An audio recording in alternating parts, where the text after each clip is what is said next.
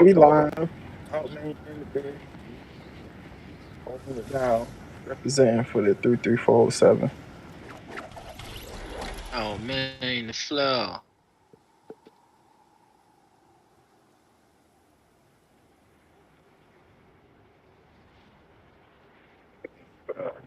Where Durant going? Fuck that, nigga. Chapter 3. July 14th. Now y'all can talk. Durant Nobody knew. Nobody really knew at this point. I think he's staying in Brooklyn, been for at least 2 years. Think he's staying in Brooklyn? Hell nah, they finna get him up out of there. Nah, they say They saying both them boys trying to make a move together. That ain't gonna work. Nah, but they say he might start the season. I never listen to Kyrie punk ass about the GM. Neither. None of them niggas, bitch. What the fuck? I mean, if you know you ain't got no future, bro. It's crazy though. This is the NBA now, bitch. For real, nigga played 50 games. Couple years. Signed an extension. They want to trade. What the fuck, bitch? You Hold built on. a team. That. Yo. Go ahead, Raj. Yeah, this nigga played 50 games, signed the extension, built the team. Think it's one of his hired swaggy? the coach. Bitch, Yeah, he definitely like in the worst bitch ever. Bitch, you can't do nothing right with that hoe. God damn. He just said you like the for worst real. bitch ever. For real, that's the worst bitch ever. You can't do nothing right with that hoe. Bitch, fuck her. Bitch, for real, bitch. Nah, real talk though. Niggas was acting. I told y'all, bro. Niggas acted like it's Kyrie's fault. It's not. It is Kyrie's fault. It is Kyrie's fault. I don't think, bro. I think the If man don't want to play with Kyrie would have Ben tightened up, Simmons. it would have been That no what the Jane shit Harder leaving. Man don't want to play with Ben Simmons, bro. No, Fuck would want to play with that nigga at this point. But I'm saying if Kyrie never would have left, it would have been no. I mean, if Rookies Kyrie don't would have got play that with that vaccine, nigga would have right been no James Harden leaving. But you can't even trade that motherfucker, bitch. Who want Ben Simmons right now, bitch? A sorry that team would is the take him, point. but Nobody Brooklyn wants Ben one. Simmons. Sorry, they was Jane Harden, whatever. That nigga So you think that team team would have still He just blew go up off if momentum Kyrie would have coming got down the the court. vaccine and Jane Harden wouldn't have cleared it? For real, bitch. Can only play in the fast court, full court. My bad. Only playing the half court. Yeah. Fast breaking. Or offense. That nigga's a fucking poor man's Giannis. Nigga, we in a podcast. Yeah, I see my dog Zion got the extension. Hey, Vic. Stop playing. Victor. See that man got the extension. That man finna lose that weight. For running nigga eye. Ben knew he was finna get that. That was damn near guaranteed, bitch. You ask me. Yeah, I don't understand how you wouldn't like. The only way I can see them like not coming to an agreement is if you ain't meet his number or close enough to it. Cause them niggas be going off of like, well, this nigga here got that, I'm worth better. So they be doing that kind of shit. But that wasn't even a hard decision. You feel me? We knew he was finna get that bread.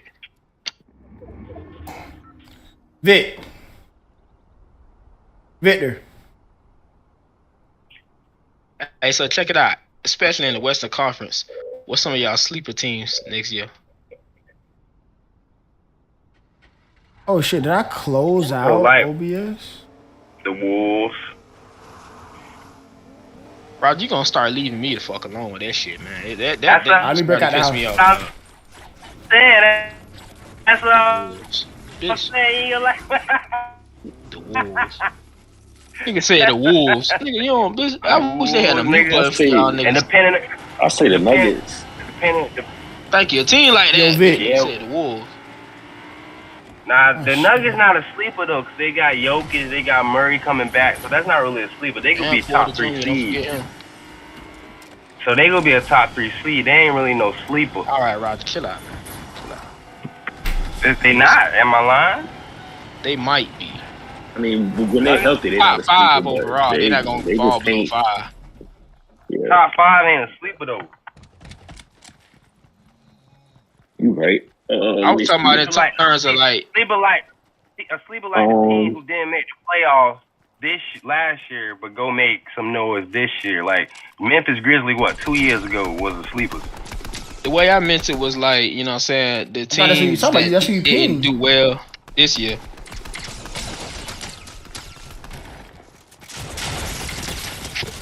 Hold on. Hey, you can hear us? I can hear y'all. Okay, yeah, we can hear you. You can hear me? Yeah, I can hear you. I can hear you. Nah, you weren't saying nothing. You saying that like an hour ago and I was saying Vic like 40 times.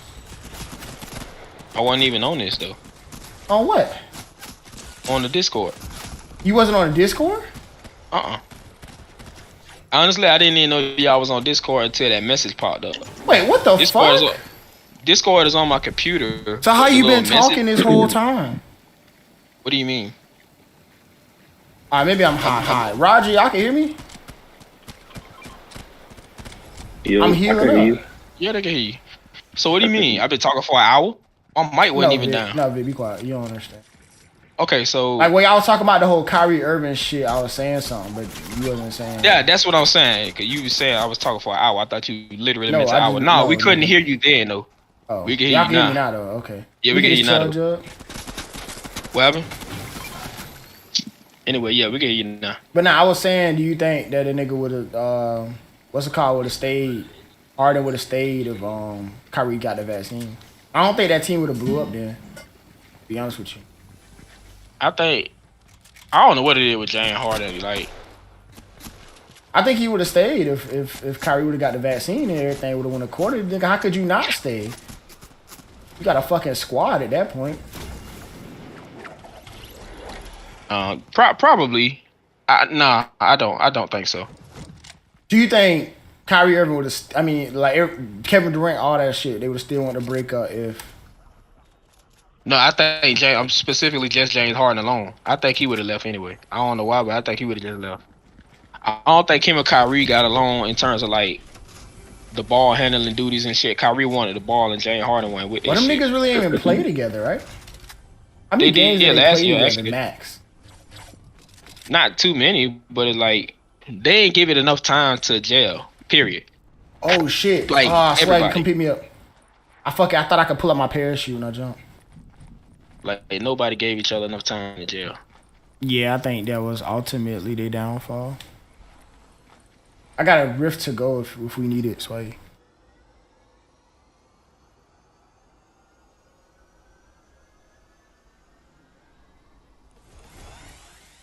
Nah, back to them sleepers though. What I meant by that was like teams who ain't do well this year. Could have been because of injury riddle. I got the Clippers on that shit right now. Oh no, the Clippers, of course, they finna be like Clippers finna be easy top shit. I think they gonna be like locked in, focused too.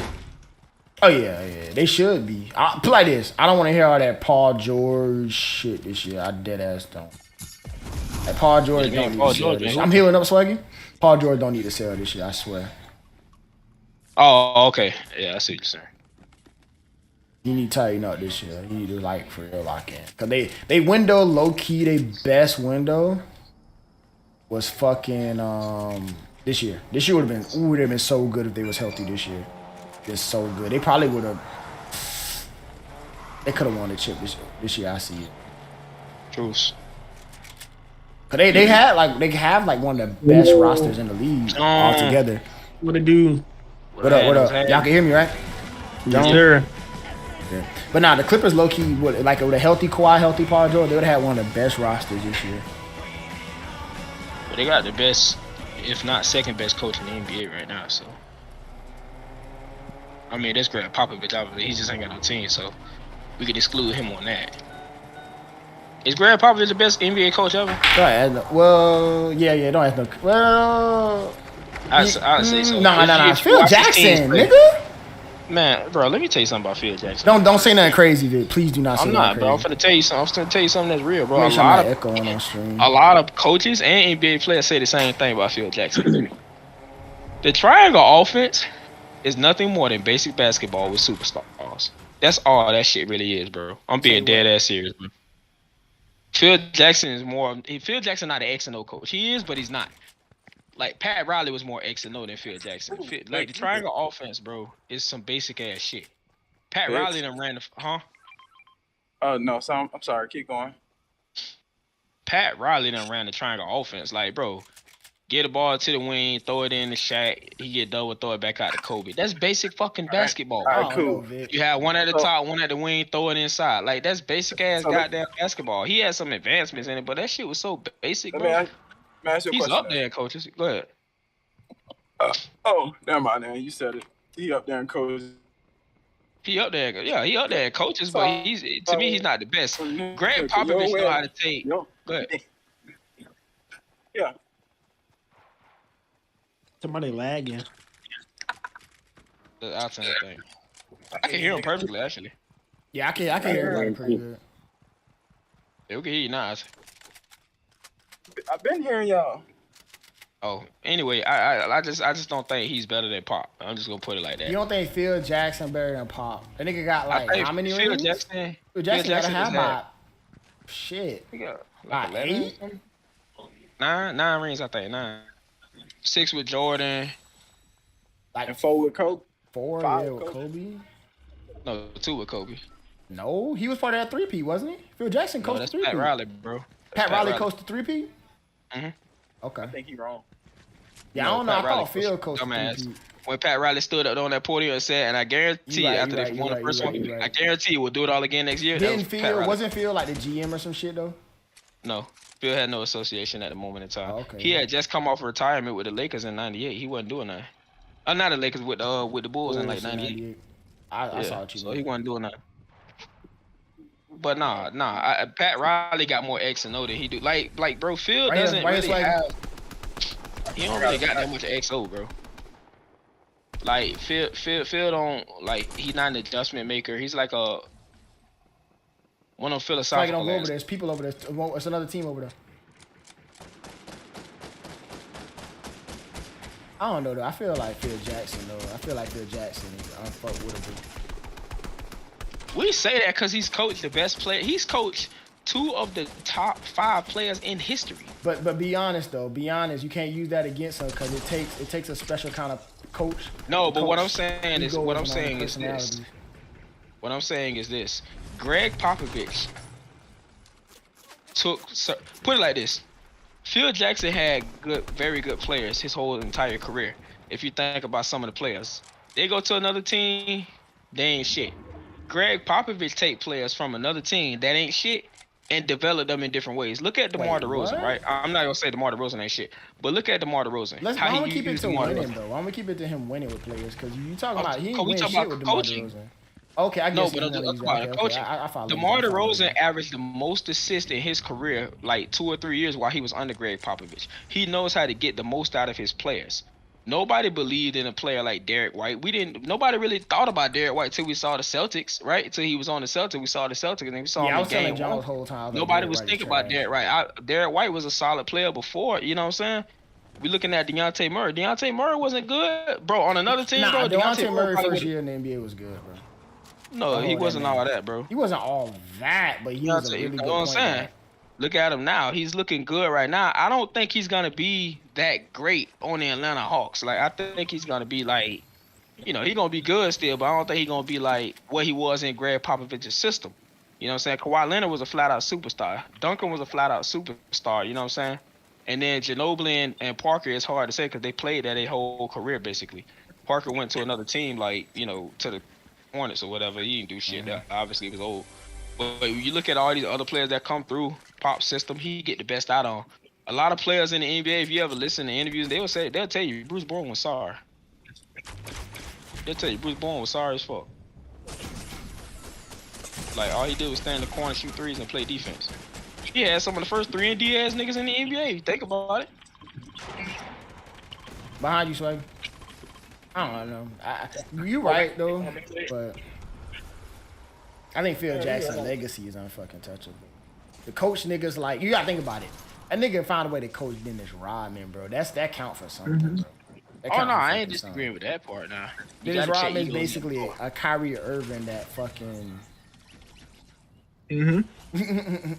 got high and fucked. Say that the other way around. Yeah, you gotta have a special type of coaching talent to keep them type of personalities in check. Fact. You got Jordan, you got Pippen. I mean, but you can't forget. Even though it's the best talent in the world, you can't forget how you check the egos at the Olympics and all that shit, bro. He got that too now. To put the perfect team together, he got to pick out of that. Easier to check. Bro. Yeah, clearly, you know what I'm saying. But to have a winning record for all those years, even the years that you didn't win the championship, you know what I'm saying. Phil Jackson, like think about Phil Jackson. How many down years did Phil Jackson really have? Once 2012 came, that nigga, and they got beat the shit. 2011 came, I think, and they got beat the shit out of by the Dallas Mavericks. Phil Jackson was out of there. Like, you know what I'm saying? Like, and then when it came to the Bulls, 2011, I think it was. Remember, the Mavericks beat Kobe in the conference finals. They swept the Lakers in the conference finals. Like, after that, Phil Jackson was out of there. He wasn't having that shit. And then they hired like Byron Scott or some shit like that. They had that, the Lakers was like falling apart. Not really. No. I mean, I ain't gonna say. I don't know. After that, Phil Jackson retired. Then they got, I think it was Mike D'Antoni in 2013, and he didn't want to coach Dwight Howard or some shit like that. All that bullshit was going on.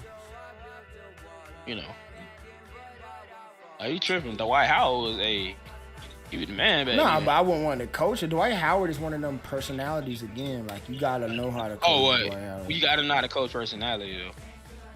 Dwight Howard, like I said, bro, if you can coach Rodman, you can coach Dwight Howard easy though. Exactly. You coach Rodman, you can coach damn near anybody. I'm sorry. You can find a way to get in Rodman's head and get him to motherfucking bunker down and play ball. You can coach fucking anybody, bro. A nigga come out right now and coach Kyrie Irving. You can't convince me otherwise. Y'all make it seem like Kyrie uncoachable or something, bro. Damn, no, he is. Kyrie literally came out his mouth and said they don't need a coach. That means he's uncoachable. I know you remember that shit. I understand what he's saying by that. No, the fuck no, you need a coach. I'm sorry, you need a coach. That team literally shows us that team fell apart within like. But don't you think that's more of a shot at Steve Nash, bro? He never said that about any other of his coaches. Nigga, that's even the coach. Even when he was in early days in Cleveland. No, but he never said that about any other coach. That's a shot at Steve Nash. That's saying that this nigga don't know what he's doing. But that's a shot at some shit. That's not a shot at Steve Nash though. It's not a bad thing. Let me finish though. It's not a bad thing against Steve Nash. This is why. The nigga said he don't need a coach. If you go to your dad, if you was a kid growing up, and you told people you ain't need no parents to guide you. That's not your parents' fault that you doing stupid shit. You know what though? But it goes back to what I was finna say. Like, Kyrie Irving is saying something that the NBA brothers will not say. That's the truth of it. No, let's be honest. I don't think LeBron wouldn't say no dumb ass shit like that.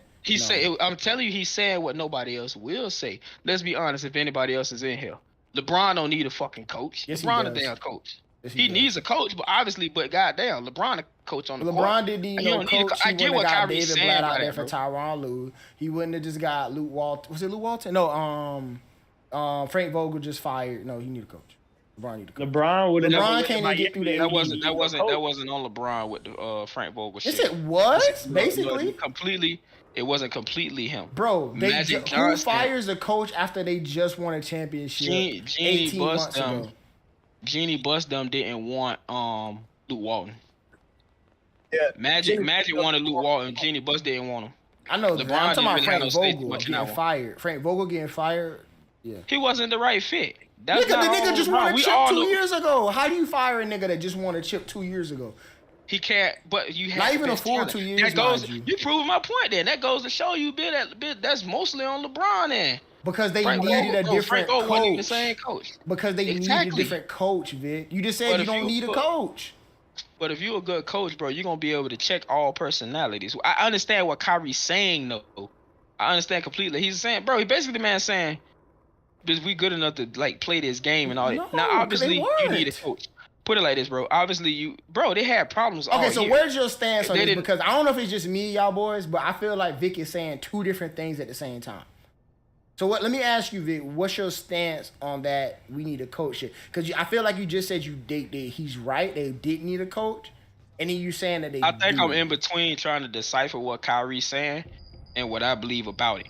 That's what I'm in between on. Okay. The way I decipher what Kyrie is saying is that he's basically mean like, oh yeah, we don't really need a coach in the sense of like, yo, we know how to play this game. Think about how many reporters were coming at them and all that shit. We know how to play this game. We know what we're doing. We don't really need a coach. You feel me? They asking me all kind of questions. I got to figure out even where the question stems from. So I'm trying to decipher what he's saying. At the same time, you clearly need a coach. But I get what he's saying that he don't need a coach. Like Kobe don't need a coach on the court. You need a coach, but you don't need a coach. You know what I'm saying? Like, sir, Kobe didn't even go to practice. All right, don't do that, Vid. That man in his grade, don't be slandering that man name like that. Nigga said he ain't go to practice. All right, Vic. You need a coach. Vic, so Kobe, what do you mean by Kobe didn't go to practice? Bro, when Kobe got older, he didn't go to practice. He would just work out. Well, no, that was like no. I know what you're talking about. You talking about you referencing his last year in the league when he said no. This was with Gasol and all them. Like sometimes Kobe didn't go to practice. Sometimes, but Kobe, it's a difference between not going to practice and not. No, Vic. Clarify what you're saying, because it's a difference between not going to practice and not putting in work. Okay, clarify. Oh, bro, not going to practice, not putting in work. That's two different things. I'm saying he went and did his own workouts. I just said that's basically going to practice, though. No, it's not. Going to practice is. No, it's not. If you're going to practice and you're working on your game, don't sit there and decipher it so damn much. You know what I mean by that. He didn't go to practice with the team on. But you saying that's a bad thing? As long as he put in that work, whether it was. But what I'm saying is, agree to disagree. Kyrie Irving, a bad motherfucker. I mean, I guess. I wish you would. When he actually playing, when he actually fucking playing, yeah. I mean, okay, of course. Of course. The nigga sitting at home burning sage on Instagram Live talking about how the Earth is flat. That's not a bad motherfucker. Nobody cares about that. Let's be honest. We talking about what's on the court, and we know on the court, Kyrie Irving's bad. I don't care about all that other bullshit. What I'm saying is, you gotta talk about that bullshit. That bullshit comes literally packaged in a deal with Kyrie Irving. No, we don't have to talk about it. I'm specifically saying to him on the court. I'm not going nowhere else with that. I'm talking about him on the court. Is he a bad motherfucker or not? We know he is. We know Kyrie a bad boy on that court. Let's be honest. Y'all did Chris Paul like this the other day. I'm gonna do Kyrie Irving like this right now. What do you mean? No, let me finish talking. What I mean. Y'all just did Chris Paul like this the other day when I was talking about that Chris Paul shit. I think Alton brought the fact that Chris Paul did horrible in the playoffs last couple games after he turned 37. It was either Alton or Roger. You agreed. Let's be honest. Yeah, but that was a funny moment. If you go rewind the tape, yes, it was. Let's be honest. We all laughed at that. Let's be honest. 37 had nothing to do with that. Let's be honest. He played it didn't have nothing to do with it, but y'all still talked about it in reference to Chris Paul's most recent y'all. All I did was really laugh at it, bro. All I did was say Chris Paul is getting old. You didn't even have him in your top 5 point guards. What the hell? You got motherfucking Damian Lillard in there over Chris Paul. That has little to nothing to do with what I just said. All I said was he turned old, he's getting older, and I mostly laughed about the conversation when y'all said that. We didn't even spend a lot of time on Chris Paul being old. The point is of me saying that. But I think the last time we seen Kyrie Irving play, he stunk up the court. Kyrie Irving stunk up the court. That's my point. Kevin Durant didn't. Kevin Durant was playing bad too. Let's not forget. He was getting double teamed. They was going out their way to double team him. What the fuck? When is Kevin Durant not being double teamed? Nigga, look at it. He wasn't being double teamed in the final. He performed. What'd you say? Curry was getting doubled in the finals. He performed. Did you watch the finals? Yes, I watched the finals, and I know he was getting doubled at times. Everybody gets doubled at times, but Curry was not getting double teamed like that this year. And Kevin Durant, but they was playing very good defense on Kevin Durant. No, they was going out. Jesse could tell you they was literally going out their way to double team Kevin Durant. Point is, bro. Hey, that ball don't go in. That ball don't go in. The point is, bro, we know Kyrie Irving a bad boy on the court. What I'm saying is, a lot of these cats, bro, like halfway throughout the year, whatever. Now Kyrie always say controversial shit. We get that. But I think I don't know. He never elaborated and explained it. But from my perception of what Kyrie is saying, I think I get what he's saying. We don't need a coach. I think he's saying we're good enough of a team to go out there and perform. We're not doing it right now. Impossible. Good enough of a that nigga team. Never said that. Now you just putting words in his mouth. He never went out there and said all that. I'm telling you what. Are you not listening? But you can't take 1 + 1 and make it 3 because you think it's another one in between. I told you. I just said, bro. I don't know what Kyrie means by it, but I'm trying to decipher what he means. This is what I think he means by, because Kyrie never explained it. This is what I think Kyrie means by. I don't know if he's taking a shot at the coach or not. I don't think he's taking shots at coaches because he never said this with any other coach. Any other coach. No, I Not don't think one. you're taking a shot at Steve Nash, he's but the out- nigga outspoken. said we don't need a coach. Even at the end of the year when they did their exit conference, the nigga said that he I don't know the exact words, but he said him and Durant basically gonna be the GMs of the team and decide where they going forward, their future of the fucking team. No. That's literally what he said. I could look it up about people talking about it. That's gonna be hella impossible. They need a coach. A basketball player need a coach because all basketball players don't know their X's and O's or X's and Y's. That's true. But that's I don't. How do you decipher? I don't even know. There's no decipher. The nigga said he a grown man. He said what he said. I don't have to figure out what he said trying to say. The nigga said we don't know. Coach. We don't know what he's answering to. I don't know what Kyrie's answering to. Like, how did the question go for him to say that? All that? Because what if they asked him a question in a certain way and that's how he answered it? You thinking too much into it, bro. No, I'm not, bro. You want me to pull up the direct quote of what this nigga said and tell you that it wasn't if you could, that would help. There was no fucking hidden meanings and all that other shit in there? Yeah, I'm trying to figure out why he said we don't need a coach. There could be various reasons. I don't. Can somebody fact check this? I'm in the middle of a game on 2K. I don't think it was no varying reason of why this nigga said that. I'm not saying that. I'm saying it could. I don't know why he said it. What was the question? And I'm saying I just don't think it was. Do you know the question that was asked, Roger? Is anybody else here? Real. I gotta hear it. Huh? Well, what question? Okay, so we're talking about why Kyrie Irving said we don't know the question of why Kyrie said they don't need a coach. I don't think it was. I don't know why he said it. The way. So I'm deciphering it one way, but I don't know why Kyrie said that. I don't know what was asked of him. I'm gonna look at it when I'm in the game. I'm gonna look at it after. But I'm listening. Who was his current coach? Steve Nash. Steve Nash probably not a good coach or some shit. This would be like when they first got Steve Nash, like damn near beginning of the year, before they even really played in Brooklyn. I remember Kyrie Irving said it. He was like, they don't really need a coach. So this is before Steve Nash. No, this was like the beginning of the year when they first like came together as a team. This is old news. I'm surprised y'all don't know nothing about this. It's literally like happened. Why the fuck you shoot that? It's literally happened like before they even got Harden. I think this happened. They had Harden beginning of this year. But like this happened when they first was a team, bro. That's what I'm trying to tell you. This happened like before they even fucking really touched court with each other. Right. Okay. Well, I don't know why he said it. Like but remember when they first got Steve Nash? Remember they handpicked Steve Nash. Right. Which was a terrible decision. Unless Sam Cassell just sucked as an assistant coach all these damn years. You got Sam Cassell sitting on the sideline still. I don't understand how Steve Nash is the head coach. Just off his name, obviously, but I don't understand that. Yeah. Mm-hmm. The only person I know who jumped right into coaching and did a well job. Bro, mascot, my dude is AI, bro. Don't stick him. Like literally, the only one who did a good job like that was Jason Kidd. The rest of them, Luke Walton did a terrible job at it. Couple other Steve Nash. Horrible coach. Yes, obviously Steve Nash is not doing that great, but I can't say that because they've had up and downs this year. He hasn't had a fair shot so far, but I don't see how they skip over certain assistant coaches in the league. You know what I'm saying? Who've been on solid rosters or championship type rosters to hire these clowns. Because they think they're legends or they hold some type of title or some record in the NBA that it makes sense to be a coach. I get that. Only one that's seen it worked out for was Jason Kidd though.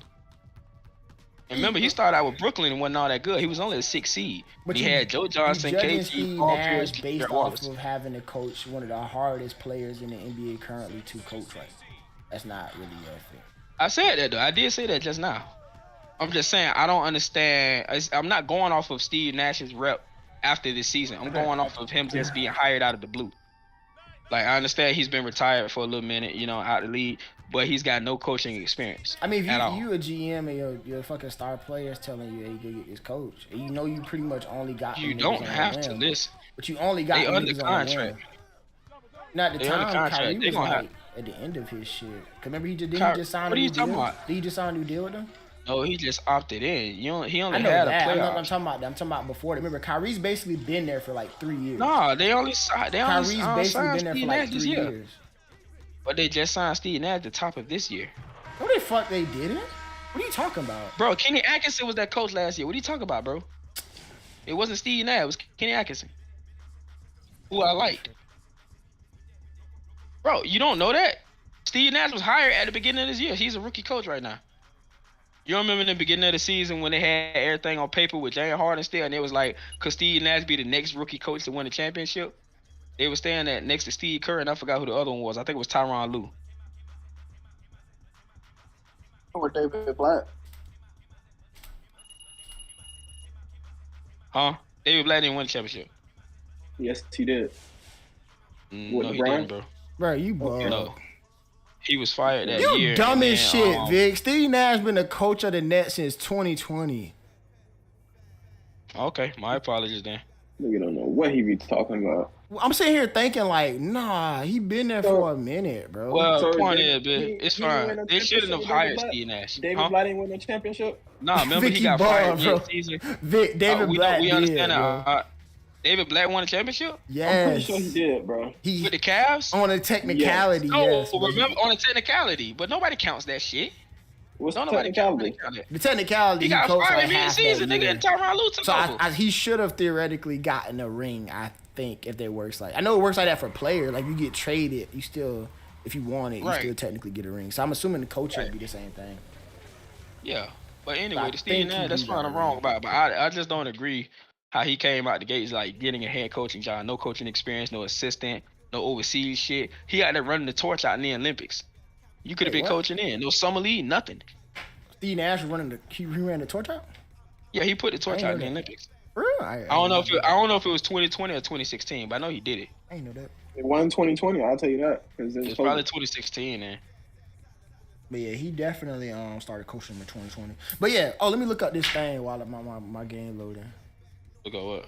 This quote you talking about. Kyrie Irving. Oh. Anyway, but yeah, man, he shouldn't have been hired right out the gates like that. That was a bad move to me.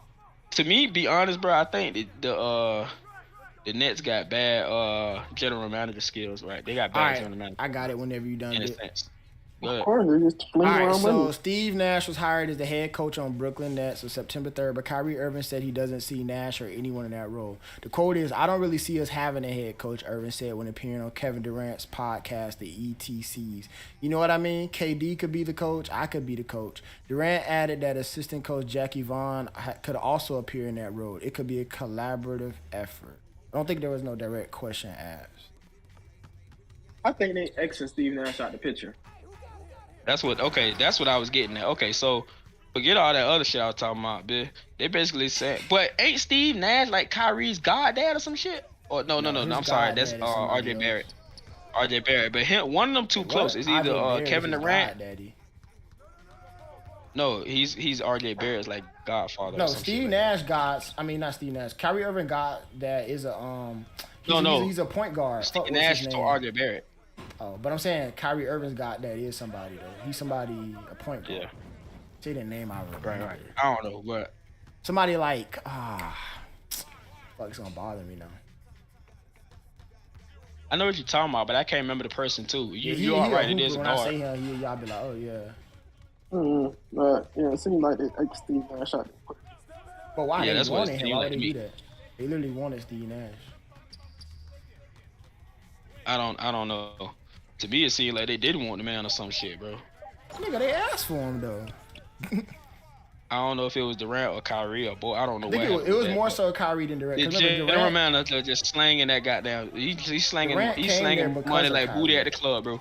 Durant came there because of money. Kyrie. He's slanging money like booty at the club. They slanging money. Well, I mean, when you first sign somebody like Kevin Durant and Kyrie, you gonna think it's gonna work in a sense. Like, you know what I'm saying? You didn't expect Kyrie to have to go through all this. KD coming back. Cause remember, that first year Kyrie came back, he was injured that year, and then the bubble took place. They wouldn't allow him to go to the bubble. But that first year Kyrie Irving came back, I think he averaged like 26, 27. He was hooping that first year. Then the year after that, all that bullshit, whatever.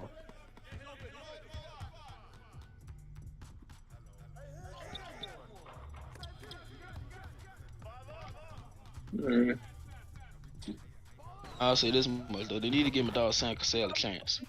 Sick of seeing that man ride the bench. Because I think he deserves a chance. He's been an assistant coach with many teams. What makes him deserve it more than people that's already coaching? What do you mean it's already coaching? Like people that's already coach. Why does he deserve a job over? I'm asking you why. Like what has he done to say he deserves a job? I think he's been an assistant coach in the league for some solid teams, some very good teams, for a number of years now. He's coached the summer league a couple of different times, if I'm not mistaken, and he's done very well and has success in that. So I think he deserves a chance. You know what I'm saying? That's all it is. Like there's gonna come a point in time where, like before people were talking about David Fizdale, I remember seeing that black dude next to Spoelstra, and I was like, that man gonna be a coach one day. All like David Fizdale became a coach one day. You know what I'm saying? I believe like some of these guys deserve chances who are assistant coaches, but some of them, like Greg Popovich, assistant coach at Magic years ago. His name was Jacques Vaughn. Trash. Never got a job again, or he's an assistant now. But he got an assistant with what's it called? That was a female. That's one I just mentioned in the article. Ooh. Jacques Vaughn. You just said that name. I literally just said that in the article. It's a female. Yeah, Jacques Vaughn could also appear in the role. That's what Durant said. Hold on, wait, one more time. You just said Jacques Vaughn, Vic, right? Jacques Vaughn, yeah. That's a female. She's the one you talking about. She's on the Nets. She's an assistant on the Nets. Jacques Vaughn? Jacques Vaughn, a dude. Jacques Vaughn is a guy, bro. Jacque Vaughn. Bro, he coached the Magic. Jacques Vaughn is a guy. The guy I'm talking about is a black dude. Well, either way, he's assistant coach on what's it called? It can't be too trash. He on the Nets. What I'm saying is that he became a head coach after being an assistant coach for a number of years. That's what I'm saying. I believe that assistant coaches should be given a chance on some of the rebuilding teams, not the great teams. Like Mark Jackson was given a chance on the rebuilding team, and then he turned that into something special. Obviously, Steve Kerr transformed the team into something even better. You know, starting Draymond, bringing Iguodala off the bench, putting David Lee on the bench. Like he moved the pieces around that Mark Jackson couldn't do. Better at the X's and O's, although Mark was a good coach, a great coach. But I believe some of these guys out there, that's just all I'm saying, that some of them should get a chance. You know, see what they can do with some of these rebuilding teams. Plus, they're cheaper. I mean, but who would you bump out? Because remember, if you giving niggas a chance, other niggas are losing their jobs. Not really. Because if you fire a coach, you bring a coach in, so nobody's losing a job technically. It's every man for himself. If I apply to your job tomorrow, and there's 7 other applicants, is every man for himself.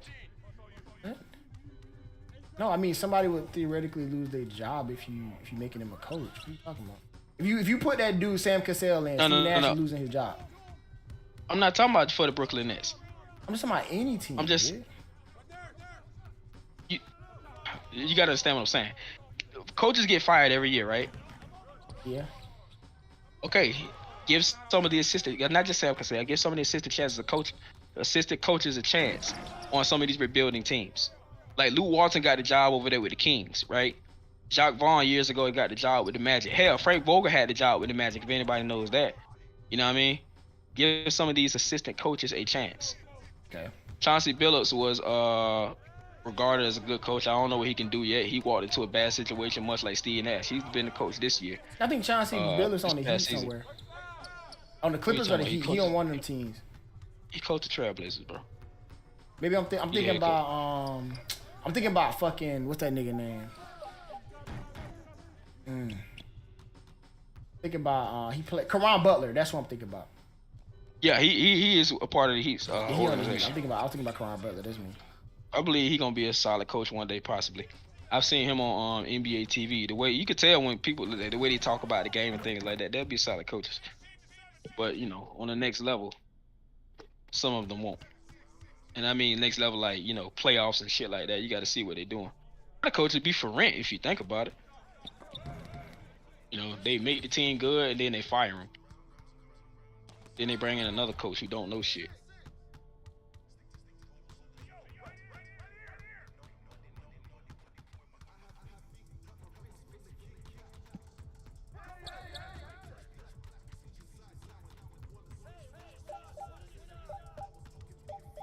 Mm-hmm.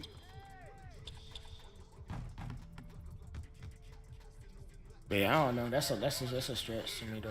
I think Steve Nash, like I said, I think Steve Nash got a bad little position. He got put in the foot. Basically, he did.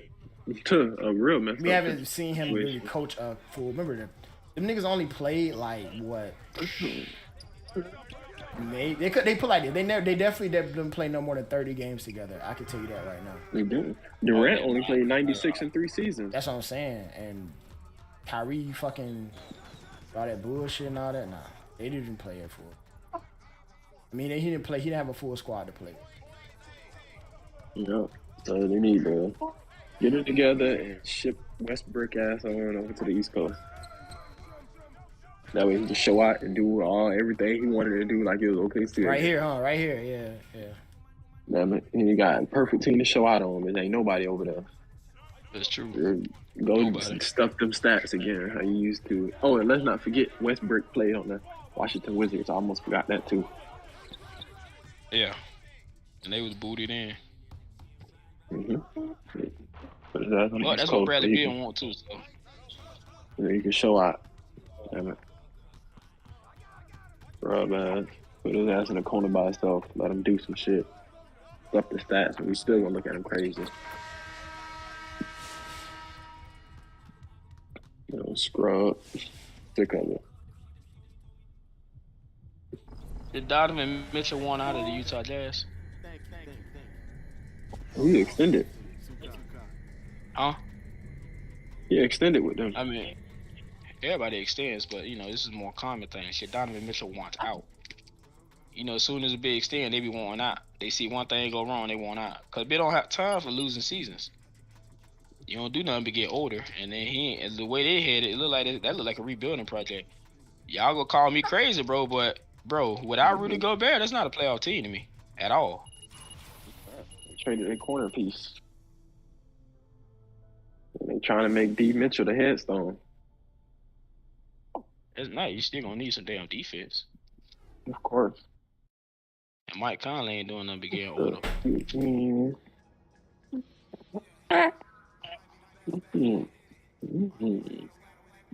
Yeah.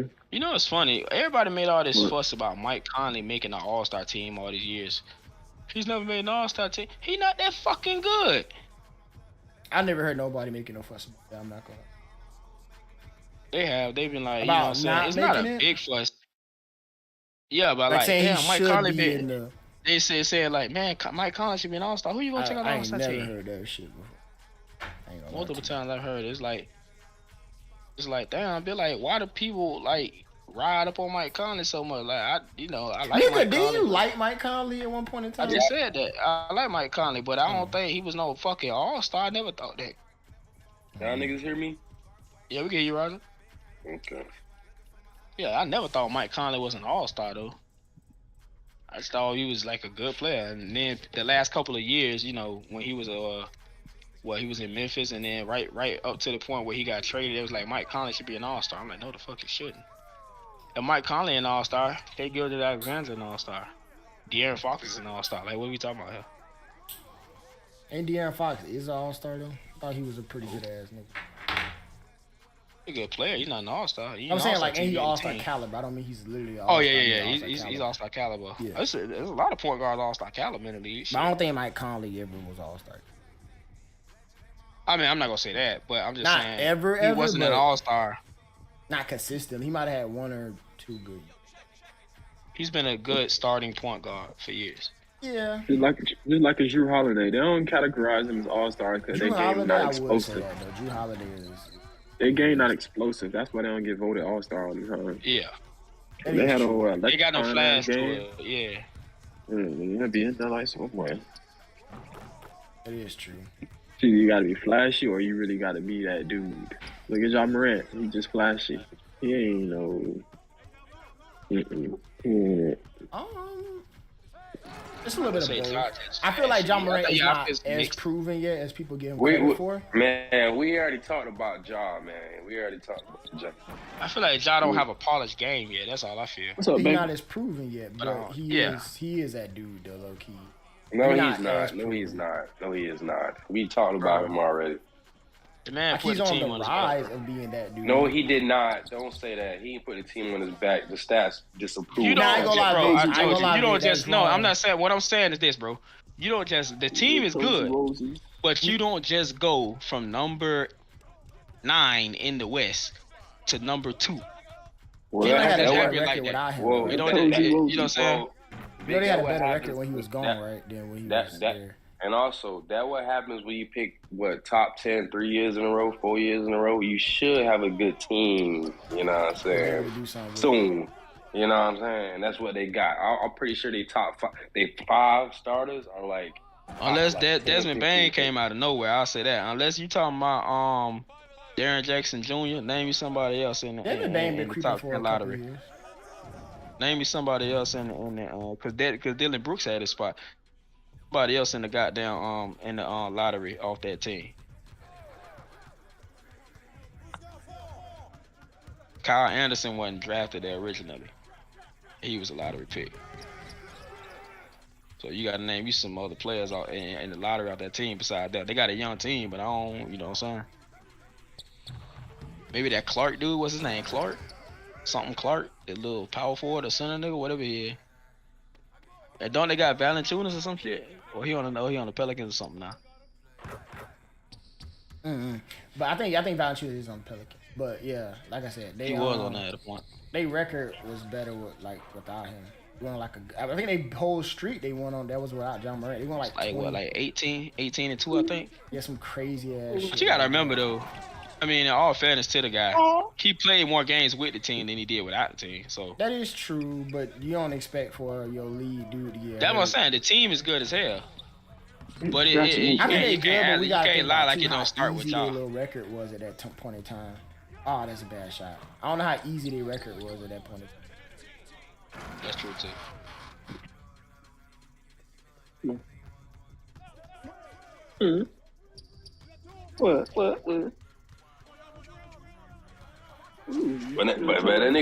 that nigga Kyrie Irving though, I don't care what a nigga say. Y'all niggas forget. That sorry motherfucker was in the lottery pick. His first 4-5 years in the league. Anthony Bennett. That other sorry ass nigga. Oh yeah. Andrew Wiggins. Niggas forget that shit, bro. Niggas. No, I'm not talking about them. I'm talking about Kyrie. As far as in this nigga's not being that good, he overrated, bro. To me, honestly. Wait, I couldn't hear you. What'd you say? I couldn't hear you. He's overrated to me, honestly. Kyrie? Mm-hmm. I don't know about that. Mm-hmm. He can't carry no team. That's proven. Yeah. To me, he is a really good second player, like on a championship team. That's him. He ain't no LeBron. He ain't no Kobe. He ain't no, you know what I'm saying, them niggas who can take their team. Well, let's get to it then, because Shaq. Or even who you talking about, Big John Morant, as far as him carrying the team. He ain't that. He gonna carry your ass right to the lottery. Right to the motherfucking lottery. Guaranteed, bitch. You know what I'm saying? He was with Boston. That was a good team, though. That was a really good team. He had Jason Tatum. You can't make chicken out of chicken shit. You can't make fried chicken out of chicken shit. I mean, okay. Well, then how about he won? What about the first 5-6 years in the league when he was on the Cleveland team?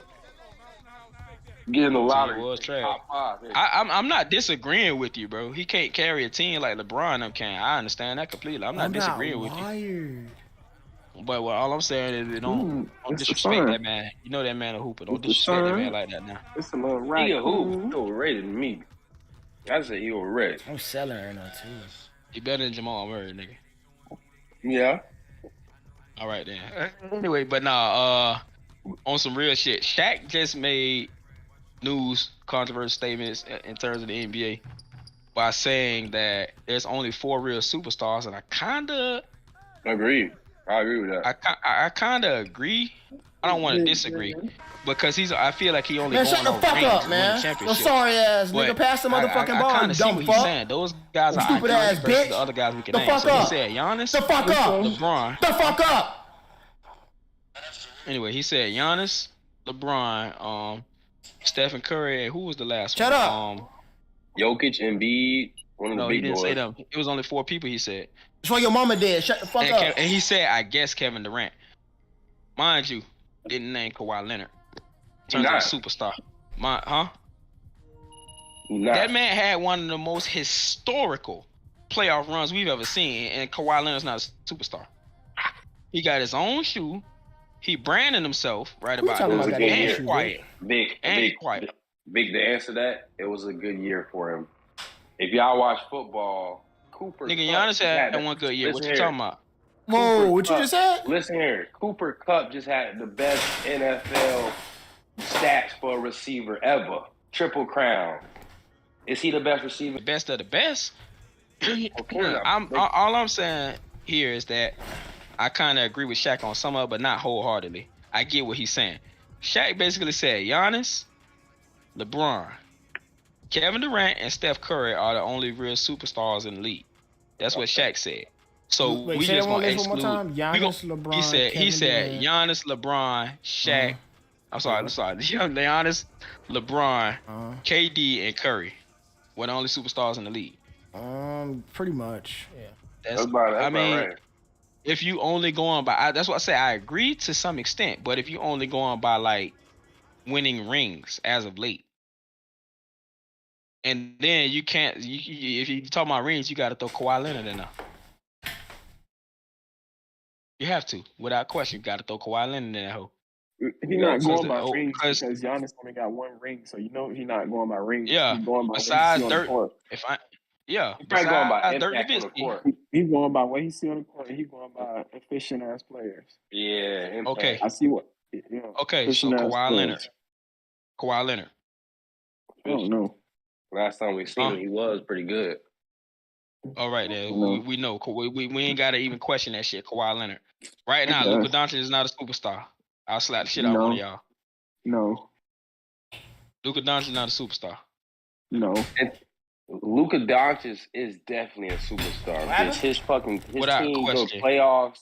He playoff. Now he'll carry a team, bitch. He's carrying them, literally. He's carry a team. He's carrying them.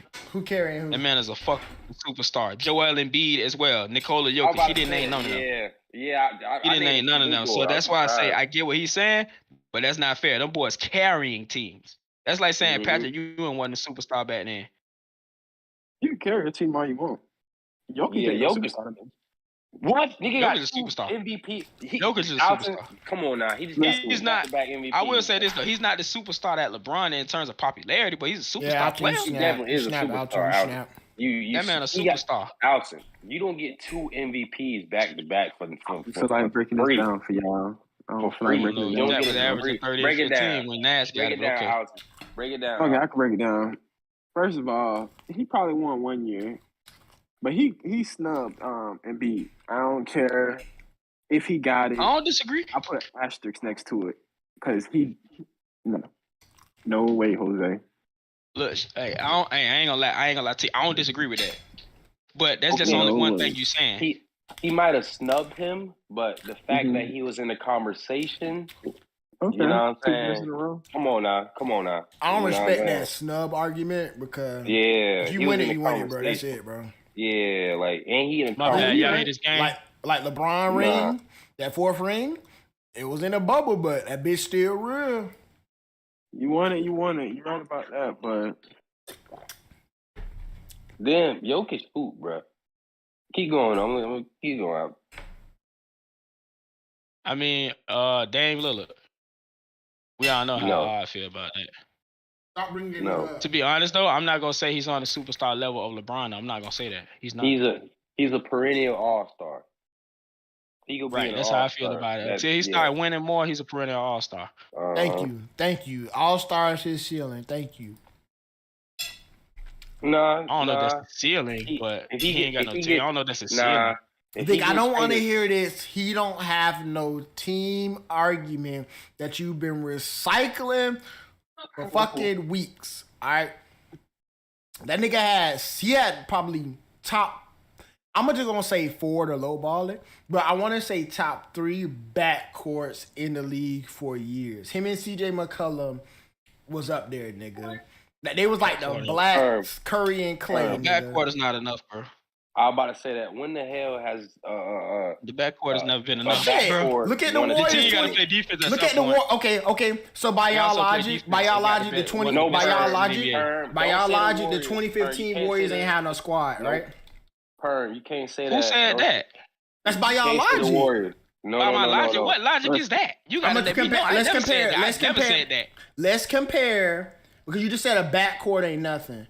Who else did you say that? I said it's not enough. That ain't nothing. Hold on. Let me talk. It's not. He said it's not enough, which is he is correct. The 2015 Warriors, yes, they had a great backcourt, but what did they have on their bench? I remember they had the best bench in the league. Them niggas with Iguodala and that tall nigga who broke his knees. And Bogut and all them boys. They had the best bench perm to go along with the guards. You talking about Livingston, Sean Livingston. Yes.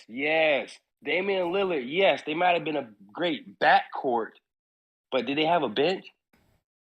Not only that, you can't use the Warriors, because last time I checked, Steph Curry and Klay Thompson is the number 1 and number 2 best shooters. That's an outlier, perm. So, Vic is correct. A backcourt is not enough to win Thompson was the best 2 guard and not second best 2 guard in the league at it. Come on now. And CJ McCollum was top 3. No, he wasn't. No, he was not. No, he was not. Ever. Hold on. Let's go down the list. I go down the list right now. Be honest, y'all.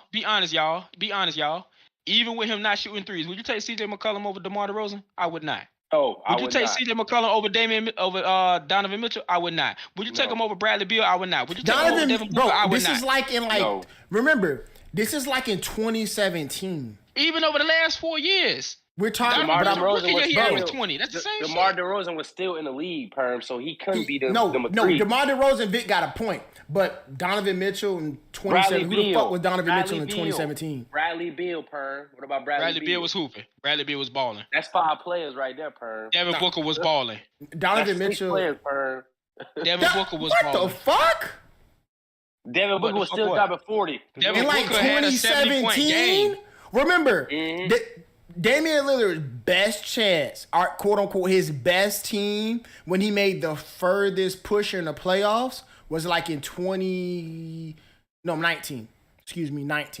They went to the conference finals, right? Yes, that's the furthest he went. So clearly, common sense in y'all brain, that's probably the best team he had because they went the furthest. Right or wrong? Would y'all not all agree? Yeah. Okay, so let's look at his 2019 roster. All right. Let's look at his roster. Let me indulge y'all in something. Because the nigga folded. Nigga went up against a KD-less Warriors and folded like a Still the Warriors. They just won without KD again. They didn't have no bench that year, bro. When they traded they all them bench niggas that Roger was just talking about, they went all out the window for fucking KD. Let's not forget you that. realize when you get into the playoffs, you got a 7-man rotation, 8 at best. I ain't want to hear that shit, man. I'm being serious. Everybody know that. I'm not finna hear that shit. You all making excuses for this sorry. That's not an excuse, bro. I'm not making an excuse, bro. You want to argue against him because you don't like him, which is fine. You can do that. I don't. The proof is in our pudding. It's not I don't like this nigga. He just don't do shit. You want to praise this nigga. He don't do nothing. But I praise all kind of players, bro. I'm a fan of the game. This nigga for some, you know what this nigga said a while. Let me to go, y'all boys. He said that this nigga was better than Paul George. He was a better franchise player. He was. He is. Oh my God, Roger, what did he do to you for you to say this? How much he paying you? I'll pay you twice. To tell the truth. Proof in the pudding. So you think Damian Lillard? You put Damian Lillard on that Pacers team? You put Damian Lillard on that Pacers team that Paul George is on from like the years of 12 to 14? Do you think he is a threat to LeBron and the Miami Heat? Because let's be honest, the Pacers was better. No, better. No. I'm gonna say no to that. The reason I'm gonna say no to that is because they're playing 2 different positions. I understand you know what I'm saying, you pick a position, we could do all that, but they're playing 2 different roles as positions. Damian Lillard plays a different type of basketball than Paul George does. Vic, you want to So why niggas? I'm just being. That's fact. That's bro. being real, but that's a cop out instead of answering the question. That's niggas do that all the time. I also said no. Because I'm about to say niggas do that all the time. Niggas say, "Oh, you take LeBron and put him back on Jordan team." You on that, Roger? No. Listen here. Who got better playoff accolades? Paul George or Damian Lillard? Paul George. Lillard, dude. You can look up the numbers. I ain't even got to waste time looking up. All right, so Pern say Paul George. Vic say Lillard. Alton, who you say? That's if he has still. I don't know. I just want to say, look who Paul George had to go through. Because arguably Paul George could have had a ring. I mean, let's be honest. He could have had a ring if LeBron wasn't in his way. Hold on. Paul George. That's only 2 years, though. Hold on. Yeah, and look at them 2 years. I mean, the Spurs probably would have beat them. But what? The fucking Thunder? Paul George would have ran them niggas up out of there. Get the fuck out of here. Them niggas was dogs. Them Pacers teams was fucking dog. Remember, that's when Roy Hibbert was like that nigga. Hell no, you tripping. That Pacers team wasn't a dog. No, I ain't saying that. I'm saying that they would have lost to the Thunder. I'm sorry. They ran up to that man against LeBron. Let me talk, man. It took him like 6-7 games. So that was 5 games, bro. Be quiet with that. That's 5 games. So what? Herm and Alton think Playoff P. They seen y'all forgot that nickname. Playoff P has a better playoff accolades than Mr. Dame Town. What did Damian Lillard do? He waved bye to a couple of niggas. What do you fucking playoff do? accolades? I'm giving the damn dollar. I said playoff accolades. Y'all said playoff accolades. I'm giving the dollar. You said playoff P. It was a meme for a year straight. 2 years straight. Nigga, that was because that man was having mental issues in the bubble. The nigga got a stripper pregnant.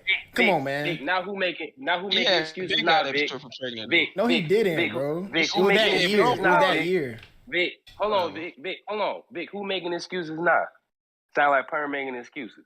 Anyway, playoff P has better playoff accolades than a nigga who put out multiple. The nigga you talking about right now. Then he put out him in the playoffs. The nigga you talking about right now. Bruh. With the walk-off. Then he put them off in the playoffs. You hear me? I'm gonna be honest, Roger. My answer, I get what you're saying, but I'm kind of like, so what on that point right there? He put off 2 teams. He put off Harden and he put off and got his ass put the fuck off. So that happens though, bro. Like it's not like everybody gonna win the championship. All right, let me break this down. Hold on, let a man finish, but that don't mean he's not gonna be a good player. But anyway, Roger, go ahead. I'm making my point.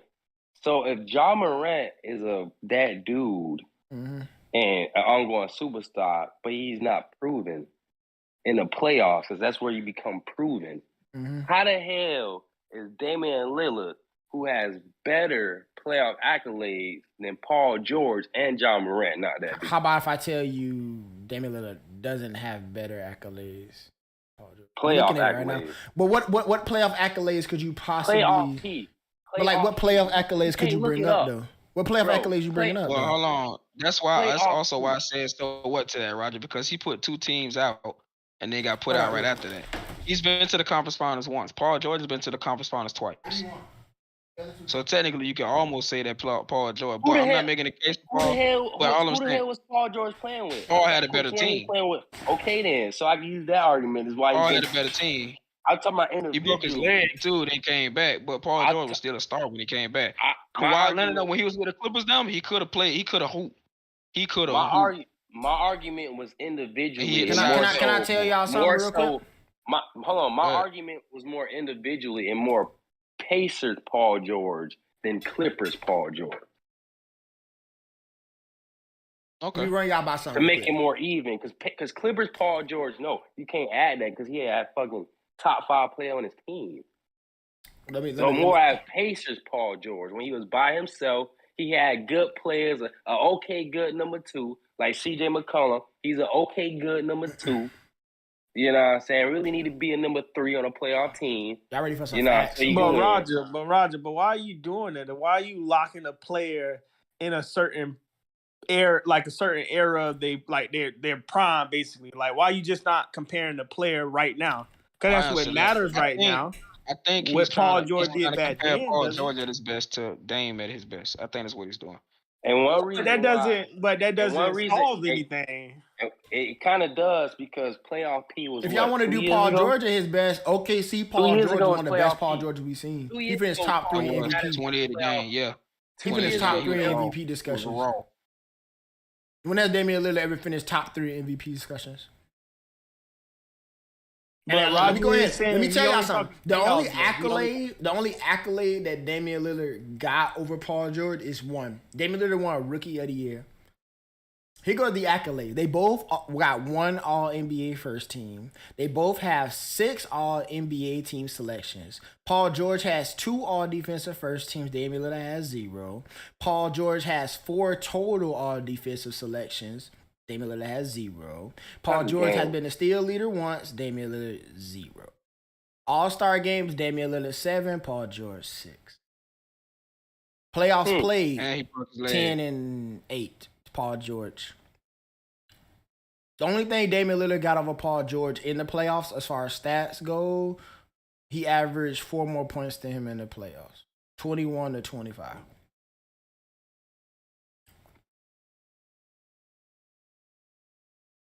I mean, well, I don't know what Roger argument is. All I said was that the man carried the team. I'm saying that's why I've been asking you what accolades.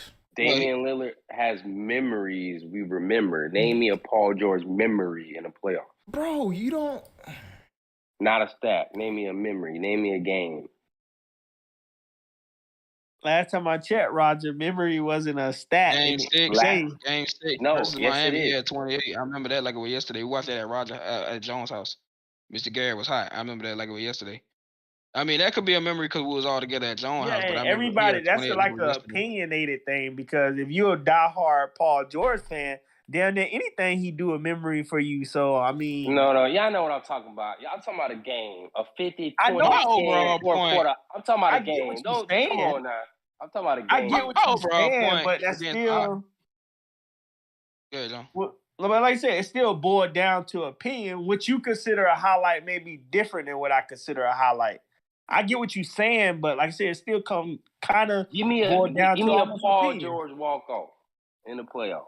LeBron don't walk niggas off the court. We comparing these niggas. He did it a couple times, but we ain't comparing LeBron. We said Paul George. Give me a. You comparing a move that what is that move? That's not a move. That's a game. That's what he did in the game. Yeah, you said he walked somebody off the court. Like he ain't never been walked off the court before. People don't really wave goodbye. People walk him off the court all the time without waving goodbye. Damian Lillard get walked off that bitch like a dog. He get walked off the court. Nigga put a leash on his neck and walk him off the court. So I mean, anyway, come on. My overall point is that the man that trash. That's just. I never said that. I didn't say he better than Paul George. Dude. Roger, that man ain't just say he was trash. He just. I didn't say that, Vic. Come on now. What? Roger, that man ain't just. I never said. So Vic, I said Damian Lillard is trash. I'm sick of all y'all. I said Damian Lillard is trash. That's what I said. Listen here. I said that because Perm said if you put Damian Lillard and switch him over on the Pacers instead of Paul George, I don't think he does good or he does worse. My argument was because Damian Lillard was better in the playoffs and he has better games, yes, he would. The shots Paul George missed, I doubt it. Damian Lillard would have made them. You don't know that, first of all. And I do know that. But how would Damian Lillard replace Paul George defense? Because let's be honest, Paul George defense is unmatched. He's one of the best defenders in the league. That's hype. Don't believe that. Pacers Paul George was arguably top 3 two-way in the league at that time. I don't even believe that. Pacers Paul George was top 3 two-way in that time. Yeah, at that time, yeah. Now back then he used to sit in the couch in the chair. My bad. I ain't gonna lie to you. Before the injury, he used to sit down. Yeah. He used to sit down. He came back after the injury. He was raw. His team was trash. He came back after the injury. He was good. No, he did. Yes, he was. His team was booty, bro. I think they even made the playoffs one time. Y'all niggas then they traded Oladipo, and they thought Oladipo was great. It's like you were just forgetful. We just had a million memes about playoff P. like not too long ago. Like a million. Like you niggas couldn't not have missed it. A million. That's 1 year. Yeah, that's you right. 1 year. You right. He did. It was a lot of. And that was the bubble year. Like, come on now. A lot of crazy shit was happening in the bubble. Let's be real. This not a good time to argue his playoff accolades. You feel me? Like he don't really have that many, but Damian Lillard, even despite nobody didn't make any memes about him, he don't have really too many accolades either. Yeah, you right. He got a meme about him, but the meme don't mean nothing. Yeah, he fucked up. He had a bad season. He don't have any accolades. But Damian Lillard don't have any as well. They really both niggas ass out. He put niggas ass out. The only thing I can defend about Dame in this somebody is that out don't mean nothing if it don't add up to a ring. The only thing I can defend about Dame in this is that Dame played in the West. That's all I can really say. So Roger, putting somebody out means something. What Damian Lillard his kids are older and he's gonna tell his kids, "Oh, I waved Paul George off the court 1 year." What his son look like with the Legacy. That's not a legacy. You put it in a lame way, but it wouldn't be that way. It'd be. But you can't put it in no other cool. What's cool about putting people out without getting a ring? If he finishes his whole career without a ring, he puts out people. What you gonna tell your son that you put a lot of people out and you didn't get any rings from it? No, Paul George didn't get one. Let me piggyback on what John said. So Michael Jordan, when he put them Utah Jazz out with that buzzer beater, that walk-off, damn near was a walk-off, right? That's a memorable shot because he won the game and a chip. Damian Lillard did that, put them all, waved to him, bye-bye, Cancun on 3, all that jazz, yeah, and got smacked right in his fucking face. Damn near swept. Mind you, let's not bring up the fact that Damian Lillard get damn near swept a fucking lot. Let's bring that up. Damian Lillard gets damn near swept every time he touched the playoffs. I'd have to look at the numbers about that. I'm going to tell y'all the motherfucker. I'd be glad to do the research. Because he even got swept that one time when they lost Durant. When the Warriors let Durant, the nigga got like 4-1 swept. I mean, LeBron only got 5 off that, bro. Come on. Nigga, I don't care. LeBron got 5 off that. But that's without Durant. LeBron went up against Durant. Player in the league. Vic, LeBron went up against Durant. Your argument is invalid.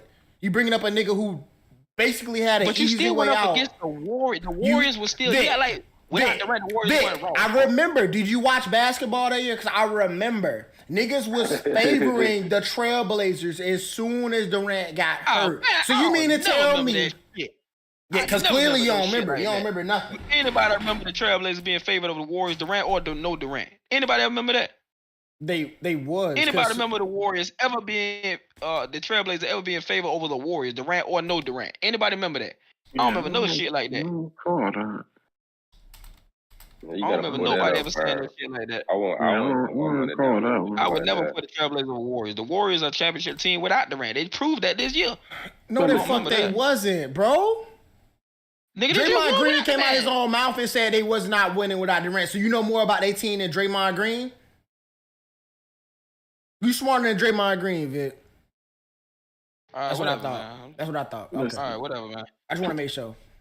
They still a championship Paul George, team.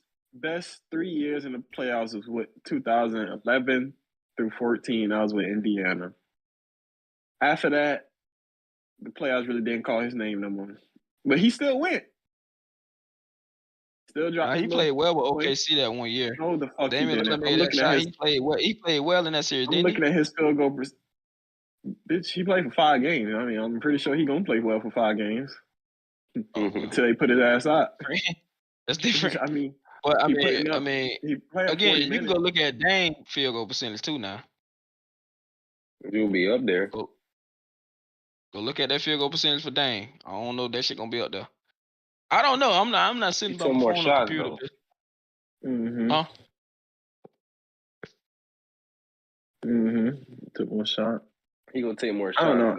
I don't trust Paul George in playoffs. Me personally. You trust Damian Lillard? Mr. Broomstick?